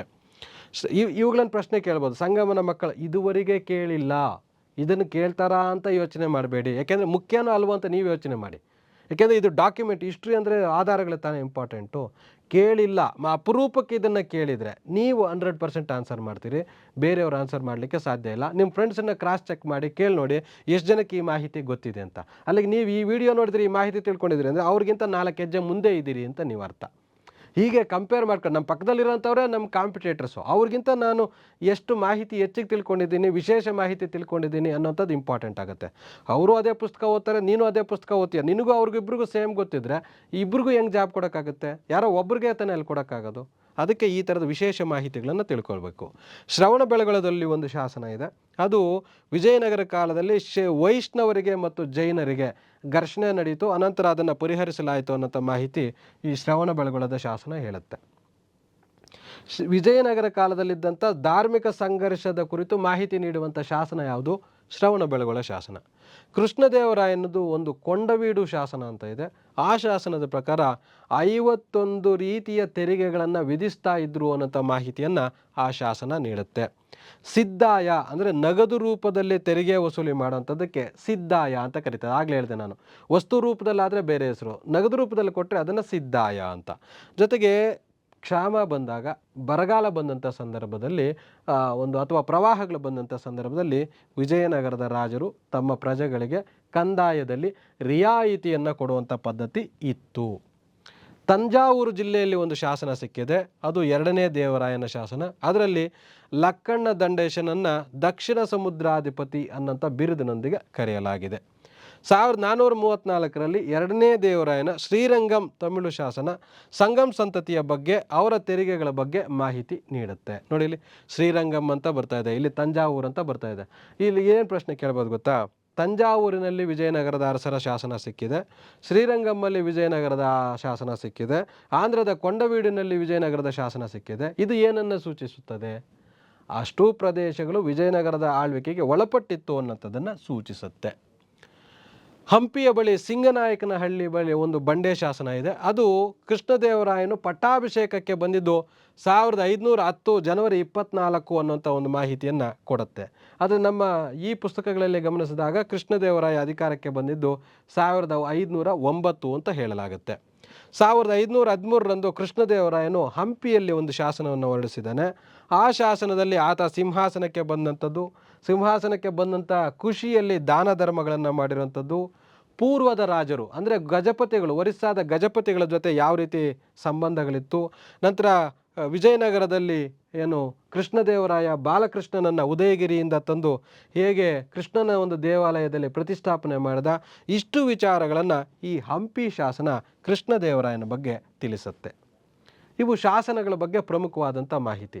ಯಾವುದೇ ಪಾಯಿಂಟು ಎಲ್ಲೂ ಮಿಸ್ ಆಗಬಾರ್ದು. ನೀವು ಈ ವಿಡಿಯೋ ನೋಡಿದ್ರಿಂದ ವಿಜಯನಗರ ಕಲೆ ಮತ್ತು ವಾಸ್ತುಶಿಲ್ಪ ಆಡಳಿತಕ್ಕೆ ಸಂಬಂಧಪಟ್ಟಂತೆ ಯಾವುದೂ ಕ್ವಶನ್ ಮಿಸ್ ಆಗಬಾರ್ದು ಅನ್ನೋ ಕಾರಣಕ್ಕೆ ಈ ಎಲ್ಲ ಇನ್ಫಾರ್ಮೇಷನನ್ನು ಕಲೆಕ್ಟ್ ಮಾಡಿ ತಮಗೆ ಕೊಡಲಾಗಿದೆ. ಕಲೆ ಮತ್ತು ವಾಸ್ತುಶಿಲ್ಪ. ಹಂಪಿ 7 ಪರ್ವತಗಳನ್ನು ಹೊಂದಿದೆ. ಅದು ಪ್ರಮುಖ, ಬಂಡೆಗಳು ಜಾಸ್ತಿ ಇದೆ ಅಲ್ಲಿ. ಹೇಮಕೂಟ, ಋಷ್ಯಶೃಂಗ, ಮಾತಂಗ, ಮಾಲ್ಯವಂತ, ಅಂಜನಿ, ಸುಗ್ರೀವ, ಜಾಂಬವಂತ. ಆ 7 ಪರ್ವತಗಳಿದ್ದಾವೆ ಅಂತ ಹೇಳ್ತೀವಲ್ಲ, ರೋಮ್ ನಗರಕ್ಕೆ 7 ಪರ್ವತಗಳಿದ್ದಾವೆ. ಅದೇ ರೀತಿ ಹಂಪಿಗೆ 7 ಪರ್ವತಗಳಿದ್ದಾವೆ. 7 ಪರ್ವತಗಳ ಮಧ್ಯದಲ್ಲಿ ಬರುವಂಥದ್ದು ಹಂಪಿ. ಸುತ್ತಲೂ 7 ಪರ್ವತಗಳಿದ್ದಾವೆ. ಆ 7 ಪರ್ವತಗಳಿಗೆ 7 ಹೆಸರಿದೆ. ಅದನ್ನು ಪ್ರಶ್ನೆ ಕೇಳಬಹುದು ಅಥವಾ ಎಕ್ಸ್ಟ್ರಾ ಇನ್ಫಾರ್ಮೇಷನ್ ತಿಳ್ಕೊಂಡಿರಿ ಅಂತ. ವಿಜಯನಗರದ ವಾಸ್ತುಶಿಲ್ಪ ಅಂತ ಹೇಳಿದ್ವಲ್ಲ, ಎಲ್ಲೆಲ್ಲಿ ಇವರು ಪ್ರಮುಖವಾಗಿ ಟೆಂಪಲ್ಸನ್ನು ಕಟ್ಟಿದ್ದಾರೆ ವಿಜಯನಗರದವರು ಅಂದರೆ ಹಂಪಿ, ಕಂಚಿ, ಮಧುರೈ, ತಿರುಪತಿ, ಲೇಪಾಕ್ಷಿ, ಶೃಂಗೇರಿ, ಶ್ರೀಶೈಲ, ಚಿದಂಬರಂ, ಭಟ್ಕಳ. ಇಷ್ಟು ಪ್ರದೇಶಗಳಲ್ಲಿ ಅವರು ಪ್ರಮುಖವಾಗಿ ಟೆಂಪಲ್ಸನ್ನು ನಿರ್ಮಾಣ ಮಾಡಿದ್ದಾರೆ. ಇವರ ಟೆಂಪಲ್ಸನ್ನು ಅಬ್ಸರ್ವ್ ಮಾಡಿದಂಥ ಪರ್ಸಿ ಬ್ರೌನ್ ಅನ್ನೋಂಥ ಒಬ್ಬ ಇತಿಹಾಸಕಾರ, ವಾಸ್ತುಶಿಲ್ಪ ತಜ್ಞ, ವಿಜಯನಗರದ ಒಂದು ದ್ರಾವಿಡ ಶೈಲಿಯ ಶ್ರೇಷ್ಠ ವಿಕಸಿತ ರೂಪ ಅಂತ ಹೇಳ್ತಾನೆ. ಅಂದರೆ ದ್ರಾವಿಡ ಶೈಲಿ ತುಂಬ ಎಸ್ಟಾಬ್ಲಿಷ್ ಆಗಿರೋಂಥ ಒಂದು ಶೈಲಿ ಯಾರ್ದು ಅಂದರೆ ವಿಜಯನಗರದ ಶೈಲಿ ಅಂತ ಪರ್ಸಿ ಬ್ರೌನ್ ಹೇಳ್ತಾನೆ. ಈ ಸ್ಟೇಟ್ಮೆಂಟ್ ಕೊಟ್ಬಿಟ್ಟು ಇದನ್ನು ಯಾರು ಹೇಳಿದ್ರು ಅಂತ ಕೇಳ್ಬೋದು. ಪರ್ಸಿ ಬ್ರೌನ್ ಅವರು ವಿಜಯನಗರದ ಕಲೆ ಮತ್ತು ವಾಸ್ತುಶಿಲ್ಪದ ಬಗ್ಗೆ ಏನು ಹೇಳಿದ್ದಾರೆ ಅಂತ ಪ್ರಶ್ನೆ ಕೇಳ್ಬೋದು. ಏನೇನು ಕಟ್ತಾಯಿದ್ರು ಇವರು? ಗೋಪುರಗಳನ್ನು ಕಟ್ತಾಯಿದ್ರು. ಭವ್ಯತೆ, ರೌದ್ರತೆ, ಗಾಂಭೀರ್ಯ, ಎತ್ತರ, ಗಾತ್ರಕ್ಕೆ ಆದ್ಯತೆ. ಅಂದರೆ ವಿಜಯನಗರದವರು ಎಷ್ಟು ಎತ್ತರ ಕಟ್ತೀವಿ, ಎಷ್ಟು ದಪ್ಪ ಕಟ್ತೀವಿ, ಎಷ್ಟು ಗಂಭೀರವಾಗಿ ಕಟ್ತೀವಿ ಅಂತ ನೋಡ್ತಾ ಇದ್ರೆ ಬಿಟ್ಟರೆ, ಈ ಹೊಯ್ಸಳರ ರೀತಿ ತುಂಬ ಕಲಾತ್ಮಕವಾಗಿ ಕಟ್ಟಬೇಕು, ಸೂಕ್ಷ್ಮ ಕೆತ್ತನೆ ಮಾಡಬೇಕು ಅನ್ನೋಂಥದ್ದು ಇವ್ರ ಹತ್ರ ಇರಲಿಲ್ಲ. ಇವರು ಬಳಸುವಂಥ ಕಲ್ಲು ಯಾವುದು ಅಂದರೆ ಕಣಶಿಲೆ, ಬೆಣಚುಕಲ್ಲು, ಗ್ರಾನೈಟ್ ಶಿಲೆ. ಆದರೆ ನೀವು ಯಾರಿಗೆ ಹೊಯ್ಸಳರಿಗೆ ಹೋಲಿಕೆ ಮಾಡಿದ್ರೆ ಅವರು ಡಾರ್ಕ್ ಗ್ರೀನ್ ಬರುವಂಥ ಬಳಪದ ಕಲ್ಲನ್ನು ಬಳಕೆ ಮಾಡ್ತಾರೆ. ಇವರು ಬೆಣಚು ಕಲ್ಲು, ಗ್ರಾನೈಟ್ ಕಲ್ಲು, ಕಣಶಿಲೆಗಳನ್ನು ಬಳಕೆ ಮಾಡ್ತಾರೆ. ನೋಡಿ, ಎತ್ತರವಾಗಿರಬೇಕು, ದಪ್ಪದಾಗಿರಬೇಕು, ದೊಡ್ಡದಾಗಿರಬೇಕು. ಸೂಕ್ಷ್ಮ ಕೆತ್ತನೆ ಅನ್ನೋಂಥದ್ದು ತುಂಬ ಕಡಿಮೆ. ನೀವು ಹಂಪಿ ಇದನ್ನು ಕಂಪೇರ್ ಮಾಡಿ, ಹೊಯ್ಸಳರಿಗೆ ಕಂಪೇರ್ ಮಾಡಿ. ಇದು ನೋಡಿ, ಇಷ್ಟು ಪಟ್ಟಿಕೆಗಳಿದೆ ಅಂದರೆ ಇದು ನೋಡಿ, ಇದೆಲ್ಲ ಪ್ಲೈನ್ ಇದೆ. ಅದೇ ನೀವು ಹಂಪಿ ಇದನ್ನು, ವಿಜಯನಗರದ ಇದನ್ನು ಹೊಯ್ಸಳರಿಗೆ ಕಂಪೇರ್ ಮಾಡಿದ್ದಾದರೆ ಇಲ್ಲೆಲ್ಲ ಕೆತ್ತನೆಗಳು ಬರ್ತದೆ. ಈ ಪಟ್ಟಿಕೆಗಳೆಲ್ಲ ಕೆತ್ತನೆ ಬರ್ತದೆ. ಇದು ವ್ಯತ್ಯಾಸ ವಿಜಯನಗರದವ್ರಿಗೂ. ನೋಡಿ, ಎತ್ತರವಾಗಿ ಕಟ್ಟಬೇಕು, ದೊಡ್ಡದಾಗಿ ಕಟ್ಟಬೇಕು. ನಂತರ ಇವರ ದೇವಾಲಯಗಳು ಆರಂಭದಲ್ಲಿ ಚಾಲುಕ್ಯ ಶೈಲಿಯಲ್ಲಿರುತ್ತೆ. ಯಾಕೆಂದರೆ ಚಾಲುಕ್ಯರದು ಆರಂಭದಲ್ಲಿ ದ್ರಾವಿಡ ಶೈಲಿ. ಅನಂತರ ಚೋಳರ ಮಾದರಿಯನ್ನು ಅಳವಡಿಸ್ಕೊಳ್ತಾರೆ ಹೊಯ್ಸಳರು. ಚೋಳರದ್ದು ದ್ರಾವಿಡ ಶೈಲಿನೇ. ಚೋಳರು ನೋಡ್ಬೋದು ನೀವು, ತಂಜಾವೂರು ದೇವಾಲಯ, ಎತ್ತರವಾದ ಗೋಪುರ, ದೊಡ್ಡದಾದಂಥ ದೇವಸ್ಥಾನ. ಹಾಗೆ ಹೊಯ್ಸಳರನ್ನು ಬಿಟ್ಟು ಇವರು ತಮಿಳುನಾಡಿನ ಅರಸನಾದಂಥ ಚೋಳರ ಒಂದು ಫಾಲೋವನ್ನು ಮಾಡ್ಕೊಂಡು ಬರ್ತಾರೆ ಅನ್ನೋಂಥದ್ದು ಇಲ್ಲಿ ಗಮನಿಸಬೇಕು. ಹಂಪೆ ಇದನ್ನು 1986ರಲ್ಲೇ ವಿಶ್ವ ಪರಂಪರೆ ತಾಣ ಅಂತ ಯುನೆಸ್ಕೋ ಘೋಷಣೆ ಮಾಡಿದೆ. ಇದನ್ನು ಭಾರತದ ಪಾಂಪೆ ಅಂತ ಕರೀತಾರೆ. ಇದು ಬಯಲು ಸೀಮೆಯ ವಸ್ತು ಸಂಗ್ರಹಾಲಯ, ಮ್ಯೂಸಿಯಂ ಅಂತ. ಮ್ಯೂಸಿಯಂ ಅಂದರೆ ಒಂದು ಕೊಠಡಿ ಒಳಗಡೆ ಪುರಾತನ ವಸ್ತುಗಳು, ಐತಿಹಾಸಿಕ ವಸ್ತುಗಳನ್ನು ಇಟ್ಟಿದ್ರೆ ಅದನ್ನು ಮ್ಯೂಸಿಯಂ ಅಂತ ಕರಿತೀವಿ. ಇದು ಎಂಥದ್ದು ಅಂದರೆ ಬಯಲು ಸೀಮೆ ಮ್ಯೂಸಿಯಂ. ಅಂದರೆ ಹಂಪಿಯ ಮ್ಯೂಸಿಯಂ ಥರ ಇದೆ, ಓಪನ್ ಮ್ಯೂಸಿಯಂ ಥರ ಇದೆ. ಯಾಕಂದರೆ ಅಷ್ಟು ಕಲಾತ್ಮಕ ಇವು ಅಲ್ಲಿದ್ದಾವೆ ಅನ್ನೋಂಥದ್ದು ಅದರ ಅರ್ಥ. ಹಂಪಿಯಲ್ಲಿ ಎಷ್ಟು ಟೆಂಪಲ್ಸ್ ಇದೆ? ಬಹುತೇಕ ತುಂಬ ಟೆಂಪಲ್ಸ್ ಇದೆ. ಪ್ರಮುಖವಾಗಿರೋಂಥದ್ದು ವಿರೂಪಾಕ್ಷ ಗುಡಿ, ಕಡಲೆಕಾಳು ಗಣೇಶ, ವಿಜಯ ವಿಠಲ ಗುಡಿ, ಹಜಾರಾರಾಮನ ಗುಡಿ, ಕೃಷ್ಣದೇವರಾಯನ ಗುಡಿ, ಉಗ್ರ ನರಸಿಂಹ, ಅಚ್ಯುತರಾಯನ ಗುಡಿ, ಮಹಾನವಮಿ ದಿಬ್ಬ, ತುಲಾಭಾರ ಮಂಟಪ, ಕಮಲ ಮಹಲ್, ಗಜಶಾಲೆ, ಪೇಟೆ ಬೀದಿ. ಇವು ಪ್ರಮುಖವಾಗಿ ಹಂಪಿಯಲ್ಲಿ ಕಂಡುಬರುವಂಥವು. ಪಂಪಾಪತಿ ದೇವಾಲಯ ಹಂಪಿಯಲ್ಲಿರುವಂಥ ಎಲ್ಲ ಟೆಂಪಲ್ಸ್ಗೆ ತುಂಬ ಹಳೆಯದಾದಂಥ ಟೆಂಪಲ್ ಇದು. ಇದನ್ನು ನಿರ್ಮಿಸಿದಂಥವರು ಹೊಯ್ಸಳರು, ವಿಜಯನಗರದ ಅರಸರಲ್ಲ. ದ್ವಾರಸಮುದ್ರ ಅನ್ನೋಂಥ ನಾವು ಇದನ್ನು ಕೇಳ್ತೀವಿ, ಹೊಯ್ಸಳರು ಅಂತ ಕೇಳ್ತೀವಿ. ಅವರಲ್ಲಿದ್ದಂಥ ರಾಜರು ಒಂದು ಪಂಪಾಪತಿ ದೇವಾಲಯವನ್ನು, ಈ ವಿಜಯನಗರವನ್ನು ಅವರೇ ನಿರ್ಮಾಣ ಮಾಡಿದರು. ಅನಂತರ ಅದನ್ನು ಇವರು ಇದು ಮಾಡಿಕೊಂಡ್ರು ಅಂತ ಹೇಳಲಾಗುತ್ತೆ. ಹೊಯ್ಸಳರು ಇದನ್ನು ನಿರ್ಮಿಸಿದ್ದಾರೆ. ಕೃಷ್ಣದೇವರಾಯ ಈ ಟೆಂಪಲ್ ಹತ್ರ ಒಂದು ಪಟ್ಟಾಭಿಷೇಕ ಮಾಡ್ಕೊಳ್ತಾನೆ. ಅದರ ನೆನಪಿಗೆ ಅದಕ್ಕೊಂದು ರಂಗಮಂಟಪ ಅನ್ನೋದನ್ನು ನಿರ್ಮಿಸ್ತಾನೆ. ಇದು ನೋಡಿ, ರಂಗಮಂಟಪ. ಇದು ಆ ಒಂದು ಟೆಂಪಲ್ಗೆ ಮುಂದೆ ಬರುವಂಥದ್ದು. ಯಾವುದೋ ಪಂಪಾಪತಿ ಟೆಂಪಲ್ ಅಂತ ಹೇಳಿದ್ವಲ್ಲ, ಅದರ ಮುಂದೆ ಒಂದು ಪಟ್ಟಾಭಿಷೇಕ ಮಾಡಿಕೊಂಡಂಥ ಕೃಷ್ಣದೇವರಾಯನ ನೆನಪಿಗೆ ಇದನ್ನು ನಿರ್ಮಿಸ್ತಾನೆ. ಹಜಾರಾರಾಮಸ್ವಾಮಿ ದೇವಾಲಯ, ಇದನ್ನು ಕೃಷ್ಣದೇವರಾಯ ನಿರ್ಮಿಸ್ತಾನೆ. ಯಾಕಾಗಿ? ಪೂರ್ವ ಭಾರತವನ್ನು ಗೆದ್ದಿದ್ದಕ್ಕಾಗಿ. ಕೃಷ್ಣಸ್ವಾಮಿ ದೇವಾಲಯ, ಇದನ್ನು ಕೃಷ್ಣದೇವರಾಯ ನಿರ್ಮಿಸ್ತಾನೆ. ಇದು ಉದಯಗಿರಿ ಅನ್ನೋ ಪ್ರದೇಶವನ್ನು ಗೆದ್ದಿದ್ದಕ್ಕೆ. ಇಲ್ಲಿ ಭಾರತೀಯರಿಗೆ ಅಥವಾ ಹಿಂದೂ ರಾಜರಿಗೆ ಒಂದು ಎಮೋಷನಲ್ ಅಥವಾ ಒಂದು ಪಶ್ಚಾತ್ತಾಪದ ಗುಣ ಇರೋದು. ಏನಂತಂದರೆ, ಯುದ್ಧ ಮಾಡ್ತೀವಿ, ನನ್ನ ರಾಜ್ಯ ದಾಹಕ್ಕೋಸ್ಕರ ನನ್ನ ಸಾಮ್ರಾಜ್ಯವನ್ನು ವಿಸ್ತರಣೆ ಮಾಡಬೇಕು ಅಂತ ಯುದ್ಧ ಮಾಡ್ತೀವಿ. ಎದುರುಗಡೆ ಬಂದಿರೋಂಥವ್ರು ಯುದ್ಧಕ್ಕೆ ಬಂದಿರ್ತಾರೆ, ಅವ್ರ ಕುಟುಂಬದ ಪೋಷಣೆಗಾಗಿ ವೇತನ ಕೊಡ್ತಾರೆ ಅಂತ ಯುದ್ಧಕ್ಕೆ ಬಂದಿರ್ತಾರೆ. ನಾವು ಅಷ್ಟು ಜನರನ್ನ ಕೊಂದಾಕಿ ನಾವು ರಾಜ್ಯ ವಿಸ್ತರಣೆ ಮಾಡ್ತೀವಿ. ಆ ಪಾಪ ನಮಗೆ ತಟ್ಟಬಾರ್ದು ಅನ್ನೋಂಥ ಕಾರಣಕ್ಕೆ ಅದರ ನೆನಪಿಗೆ ದೇವಾಲಯಗಳನ್ನು ಕಟ್ಟಿ ಆ ಪಾಪ ಪರಿಹಾರ ಮಾಡ್ಕೊಳ್ತಾರೆ. ಹಾಗಾಗಿ ಈ ಹೊಯ್ಸಳರಿಗಿಂತ ನಮ್ಮಲ್ಲಿ ವಿಜಯನಗರದ ಅರಸರು, ಚೋಳ ಅರಸರು ಈ ಥರದ ಪದ್ಧತಿಯನ್ನು ಪಾಲಿಸಿದಂತೆ ಕಂಡು ಬರ್ತದೆ. ಅಂದರೆ ಎಕ್ಸಾಕ್ಟ್ ಅಂತಲ್ಲ, ಸ್ವಲ್ಪ ಮಟ್ಟಿಗೆ ಅದು ಆಗುತ್ತೆ. ಅಥವಾ ಈ ದೇವಾಲಯವನ್ನು ಕಟ್ಟಿದ್ರಿಂದ ನನಗೆ ಇನ್ನೊಂದು ವಿಜಯ ಸಿಗತ್ತೆ ಅಂತ, ಇನ್ನೊಂದು ಗೆಲುವು ಸಿಗತ್ತೆ. ಅಥವಾ ಒಂದು ದೇವಾಲಯವನ್ನು ಕಟ್ಟಿದ್ರಿಂದ ನನ್ನ ಪ್ರಜೆಗಳಿಗೆ ಉತ್ತಮವಾದಂಥ ಆರೋಗ್ಯ, ವರ್ಷ ವರ್ಷ ಉತ್ತಮವಾದಂಥ ಮಳೆಯಾಗಿ ಉತ್ತಮವಾದಂಥ ಬೆಳೆ ಬರಲಿ, ಈ ಕಾರಣಕ್ಕೂ ಟೆಂಪಲ್ಸನ್ನು ಕಟ್ತಾಯಿದ್ರು. ಈ ಥರ ಬೇರೆ ಬೇರೆ ಉದ್ದೇಶಗಳಿಗೆ ಟೆಂಪಲ್ಸನ್ನು ಕಟ್ಟಲಾಗ್ತಾ ಇತ್ತು. ವಿಜಯ ವಿಠಲ ಸ್ವಾಮಿ ದೇವಾಲಯ ಹಂಪಿಯಲ್ಲಿ ಹಳೆಯ ದೇವಾಲಯ ಯಾವುದು ಅಂತ ಪ್ರಶ್ನೆ ಕೇಳ್ಬೋದು. ಇದುವರೆಗೂ ಕೇಳಿಲ್ಲ, ನೆಕ್ಸ್ಟ್ ಕೇಳ್ಬೋದು. ಅದನ್ನು ಕಟ್ಟಿಸಿದವರು ಯಾರು ಅಂತ ಕೇಳ್ಬೋದು. ಅನಂತರ ಉದಯಗಿರಿ ಗೆದ್ದ ನೆನಪಿಗೆ ಕೃಷ್ಣದೇವರಾಯ ಕಟ್ಟಿಸಿದಂಥ ಟೆಂಪಲ್ ಯಾವುದು ಅಂತ ಕೇಳ್ಬೋದು. ವಿಜಯ ವಿಠಲ ಸ್ವಾಮಿ ದೇವಾಲಯ ಹಂಪಿಯಲ್ಲೇ ಅತಿ ಸುಂದರವಾದಂಥ ದೇವಾಲಯ. ಇದನ್ನು ಯಾರು ಕಟ್ಟಿದ್ರು? ಕೃಷ್ಣದೇವರಾಯ ಕಟ್ಟಿದ. ಎಷ್ಟರಲ್ಲಿ? 1516ರಲ್ಲಿ. ಇದರಲ್ಲಿ ನೀವು ಮ್ಯೂಸಿಕ್ ಪಿಲ್ಲರ್ಸ್ ಅಂತ ಕೇಳ್ತೇವೆ. ಬಹುಶಃ ಪ್ರಪಂಚದಲ್ಲಿ ಕಲ್ಲಿನಲ್ಲಿ ಸಂಗೀತ ನುಡಿಸಿದಂಥ ಏಕೈಕ ದೇಶ ಅಂದರೆ ಅದು ಭಾರತ. ಅದರಲ್ಲಿ ಮೊದಲ ಇದು ಅಂತಂದರೆ ವಿಜಯನಗರದ ಅರಸರು. ನೋಡಿ ಇಲ್ಲಿ ಕಾಣ್ತಾವಲ್ಲ ಪಿಲ್ಲರ್ಸು, ಆ ಪಿಲ್ಲರ್ಸನ್ನು ಬಾರಿಸಿದರೆ, ನಮ್ಮಲ್ಲಿ ವೀಣೆ ಬಾರಿಸಿದರೆ, ತಬಲಾ ಬಾರಿಸಿದ್ರೆ ಹೇಗೆ ವಿವಿಧ ಸೌಂಡ್ಗಳು ಬರ್ತಾವೋ ಹಾಗೆ ಈ ಕಲ್ಲನ್ನು ಬಾರಿಸಿದರೆ ಸ ರಿ ಗ ಮ ಪ ಅನ್ನೋಂಥ ಸೌಂಡ್ಸು ಅಲ್ಲಿ ಕೇಳಿಸ್ತದೆ ಆ ಪಿಲ್ಲರ್ಗಳ ಮೇಲೆ. ಹಾಗಾಗಿ ಇದು ವಿಶೇಷವಾಗಿರೋಂಥದ್ದು. ಈ ಟೆಂಪಲ್ಲು ಅಲ್ಲಿ ವಿಜಯ ವಿಠಲ ಸ್ವಾಮಿ ಟೆಂಪಲಲ್ಲಿ ಇವು ಕಂಡು ಬರ್ತವೆ. ನಂತರ ಇದೇ ವಿಜಯ ವಿಠಲ ಸ್ವಾಮಿ ಮುಂಭಾಗದಲ್ಲಿ ನಾವು ಏಕಶಿಲಾ ರಥವನ್ನು ಕಾಣ್ತೇವೆ. ನೋಡಿ, ಇದು ಟೆಂಪಲ್ ವಿಜಯ ವಿಠಲ ಸ್ವಾಮಿ, ಅದರ ಮುಂದುಗಡೆ ಈ ಏಕಶಿಲಾ ರಥ ಇರುವಂಥದ್ದು. ಇದು ಒಂದೇ ಕಲ್ಲಿನಲ್ಲಿ ನಿರ್ಮಿಸಿರುವಂಥ ರಥ. ಈ ರಥ ಮೊದಲು ಈ ಥರದ ಗೋಪುರ ಇತ್ತು, ಅದನ್ನು ಗಾರೆಯಲ್ಲಿ ನಿರ್ಮಾಣ ಮಾಡಲಾಗಿತ್ತು. ಮಳೆ ಬಿದ್ದು ಅದು ಕರಗಿ ಇದು ಕಲ್ಲಿನಿಂದ ಕಟ್ಟಿರೋದು ಮಾತ್ರ ಉಳ್ಕೊಂಡಿದೆ. ಅದ್ರ ಮೇಲಿದ್ದಂಥ ಗಾರೆಯಿಂದ ಕಟ್ಟಿರೋಂಥದ್ದು ಇವತ್ತು ನಾಶ ಆಗಿದೆ. ರಾಣಿಯರ ಸ್ನಾನದ ಕೊಳ, ಅವರು ಶ್ರೀಮಂತಿಕೆ ನಿಮ್ಗೆ ಗೊತ್ತಲ್ವ, ವಿಜಯನಗರ ಕಾಲದ ಅತಿ ಶ್ರೀಮಂತವಾಗಿದ್ದಂಥ, ಇಡೀ ಭಾರತದಲ್ಲಿ ಅಷ್ಟು ಶ್ರೀಮಂತವಾಗಿದ್ದಂಥ ರಾಜ್ಯ ಇನ್ನೊಂದಿಲ್ಲ. ಅದರಿಂದಾಗಿ ಅವರು ರಾಣಿಯರು ಸ್ನಾನ ಮಾಡಲಿಕ್ಕೆ ಅಂತ ಈ ಥರ ಕಟ್ಟಿಕೊಂಡಿದ್ರು. ಇದು ಮೇಂಟೆನೆನ್ಸ್ ಇಲ್ಲ ಅಂತ ಇವಾಗ ಹೀಗಾಗಿದೆ. ನಿಜವಾಗೂ ಮೇಂಟೈನ್ ಮಾಡಿದ್ರೆ ಹೀಗಿರುತ್ತೆ. ಆ ಕಾಲಕ್ಕೆ ಹೀಗಿರ್ತಾ ಇತ್ತು. ದೀಪಗಳನ್ನು ಹಚ್ಚಿ ಇದ್ರ ತುಂಬ ನೀರನ್ನು ತುಂಬಿ ರಾಣಿಯರು ಇದರಲ್ಲಿ ಸ್ವಿಮ್ಮಿಂಗ್ ಪೂಲ್ ಥರ ಮಾಡಿಕೊಂಡಿದ್ರು. ಮಹಾನವಮಿ ದಿಬ್ಬ ನಾನು ಈಗ ಹೇಳಿದೆ, ಇದ್ರ ಮೇಲೆ ರಾಜ ರಾಣಿಯರು ಅಧಿಕಾರಿಗಳೆಲ್ಲ ಇದ್ರ ಮೇಲೆ ಸುತ್ತು ಕೂತಿರೋರು. ಇದರ ಸುತ್ತು ಸರೌಂಡ್ ಹಾಕ್ಕೊಂಡು ಏನು ನಮ್ಮಲ್ಲಿ ನಾನು ಹೇಳಿದ್ನಲ್ಲ ಗಣರಾಜ್ಯೋತ್ಸವ ಪೆರೇಡ್ ನಡೆಯುತ್ತೆ, ರಾಷ್ಟ್ರಪತಿಗಳು ವಂದನಾರ್ಪಣೆ ಸ್ವೀಕರಿಸ್ತಾರೆ, ಅದನ್ನೆಲ್ಲ ನಾವು ನೋಡಿದ್ದೀವಲ್ವ. ಆ ಥರ ಇದರ ಸುತ್ತಲೂ ಒಂದು ಪ್ರದಕ್ಷಿಣೆಯನ್ನು ಮಾಡೋರು ಅವರ ಸೈನಿಕ ತುಕಡಿಗಳು. ಅದನ್ನು ನಿರ್ಮಿಸಿದಂಥವನು ಕೃಷ್ಣದೇವರಾಯ, ಮಹಾನವಮಿ ದಿಬ್ಬವನ್ನು ನಿರ್ಮಿಸಿದಂಥವನು. ನಂತರ ಹಿಂದೂ ಮುಸ್ಲಿಂ ಶೈಲಿ ಸಮ್ಮಿಶ್ರ ಆಗುವಂಥದ್ದು ಕಂಡುಬರ್ತದೆ ವಿಜಯನಗರದಲ್ಲಿ. ಕಮಲ ಮಹಲ್ ನೋಡಿ, ಗಾರೆಯಲ್ಲಿ ನಿರ್ಮಾಣ ಮಾಡಿದ್ದಾರೆ. ಇದು ನೋಡಿ, ಕಮಾನುಗಳನ್ನು ಗಮನಿಸಿದಾಗ ಇದು ಮಸೀದಿಗಳಲ್ಲಿ ಬರುವಂಥ ಕಮಾನುಗಳು. ಆದರೆ ಹಿಂದೂ ಟೆಂಪಲ್ ವಾಸ್ತುವನ್ನು ಇಟ್ಟುಕೊಂಡು ಮುಸ್ಲಿಂ ಒಂದು ಶೈಲಿಯ ಕಟ್ಟಡವನ್ನು ನಿರ್ಮಾಣ ಮಾಡಲಾಗಿದೆ. ಇದು ಬೇಸಿಗೆ ಕಾಲದಲ್ಲಿ ರಾಣಿಯರು ರಾಜ ಉಳಿದುಕೊಳ್ಳಲಿಕ್ಕೆ ಬಳಕೆ ಮಾಡ್ತಾ ಇರೋಂಥದ್ದು. ಇದರಲ್ಲಿ ತಂಪು ಗಾಳಿ ಬರುವಂಥ ಒಂದು ವ್ಯವಸ್ಥೆಯನ್ನು, ಏರ್ ಕೂಲಿಂಗ್ ವ್ಯವಸ್ಥೆಯನ್ನು, ಏರ್ ಕಂಡೀಷನ್ ವ್ಯವಸ್ಥೆಯನ್ನು ಇದರಲ್ಲಿ ಮಾಡಿದರು. ಅದು ವಿಶೇಷವಾಗಿರುವಂಥದ್ದು. ಕಮಲ ಮಹಲ್ ಎಲ್ಲಿ ಬರುತ್ತೆ? ಹಂಪಿಯಲ್ಲಿ. ಗಜಶಾಲೆ ಇದೆಲ್ಲಿ ಬರುತ್ತೆ? ಇದು ಹಂಪಿಯಲ್ಲಿ. ನೋಡಿ, ಅಲ್ಲಿ ವಿದೇಶಿಗರು ಬಂದಾಗ ಏನು ಹೇಳಿದರು? 1000 ಆನೆಗಳಿದ್ದಾವೆ ಅಂತ ಹೇಳಿದರು. 1000 ಆನೆಗಳು ಸಾಕಬೇಕಂದ್ರೆ ಎಷ್ಟು ಕಷ್ಟ ಇರುತ್ತೆ.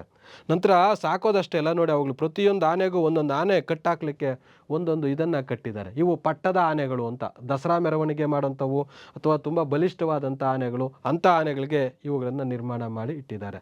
ಇದು ಸಹ ಮುಸ್ಲಿಂ ಶೈಲಿಯಲ್ಲಿ ಇರುವಂಥದ್ದು, ಗಾರೆಯಲ್ಲಿ ಕಟ್ಟಿರುವಂಥದ್ದು. ಉಗ್ರ ನರಸಿಂಹ, ಇದು ಹಂಪಿಯಲ್ಲಿ ಕಂಡುಬರುವಂಥ ಒಂದು ನರಸಿಂಹನ ವಿಗ್ರಹ. ವಿದ್ಯಾಶಂಕರ ದೇವಾಲಯ, ಇದು ಶೃಂಗೇರಿಯಲ್ಲಿ ಕಂಡುಬರುತ್ತೆ. ಇದು ಸಹ ವಿಜಯನಗರದ ಅರಸರಿಗೆ ಸೇರಿರುವಂಥ ಒಂದು ಟೆಂಪಲ್. ಶೃಂಗೇರಿ ದೇವಾಲಯವನ್ನು ಯಾರು ಕಟ್ಟಿಸಿದ್ರು ಅಂತ ಕೇಳ್ಬೋದು. ಮತ್ತೊಂದು ಲೇಪಾಕ್ಷಿ, ತಮಗೆಲ್ರಿಗೂ ತುಂಬ ಪ್ರಮುಖವಾಗಿ ಗೊತ್ತಿರಬೇಕಾಗಿರುವಂಥದ್ದು ಶೈವರ ಅಜಂತ ಅಂತ ಕರೀತಾರೆ. ಅಜಂತ ಏನು? ಬುದ್ಧನ ಪೇಂಟಿಂಗ್ಸ್ ಇರುವಂಥದ್ದು. ಆ ಬುದ್ಧನ ಪೇಂಟಿಂಗ್ಸ್ ಅಲ್ಲಿ ಹೇಗಿದೆಯೋ ಲೇಪಾಕ್ಷಿಯಲ್ಲಿ ಶಿವನ ಪೇಂಟಿಂಗ್ಸ್ ಆಗಿದೆ. ಅದಕ್ಕೆ ಇದು ಶೈವ ಶಿವನ ಪೇಂಟಿಂಗ್ಸ್, ಅದಕ್ಕೆ ಅಜಂತ ಅಂತ ಕರೀತಾರೆ. ಅಜಂತಾದಲ್ಲಿ ಬುದ್ಧನ ಚಿತ್ರಗಳಿದ್ದಂತೆ ಶಿವನ ಚಿತ್ರಗಳು ಇಲ್ಲಿ ಇದ್ದಾವೆ ಅಂತ. ಸರ್, ಇಲ್ಲಿ ಶಿವ ಕಾಣ್ತಾ ಇಲ್ವಲ್ಲ, ಇದು ಪಾರ್ವತಿಗೆ ವಿವಾಹವಾಗುವಂಥ ಸಂದರ್ಭದಲ್ಲಿ ಅಥವಾ ಸಿದ್ಧಗೊಳ್ಳುವಂಥ ಸಂದರ್ಭದಲ್ಲಿ ಅಥವಾ ಪಾರ್ವತಿ ತನ್ನ ಸಖಿಯರೊಂದಿಗೆ ಹೋಗ್ತಾ ಇರೋಂಥದ್ದು ಈ ಥರದ್ದನ್ನು ಚಿತ್ರಣ ಮಾಡಿದ್ದಾರೆ. ಅಲ್ಲಿ ಶಿವನ ಹುಟ್ಟಿನಿಂದ ಹಿಡಿದು ಶಿವನ ವಿವಾಹವಾಗುವವರೆಗೆ ಶಿವನ ಲೀಲೆಗಳನ್ನು ತೋರಿಸುವಂಥ ಪೇಂಟಿಂಗ್ಸನ್ನು ಈ ಲೇಪಾಕ್ಷಿಯಲ್ಲಿ ಕಾಣಬಹುದು.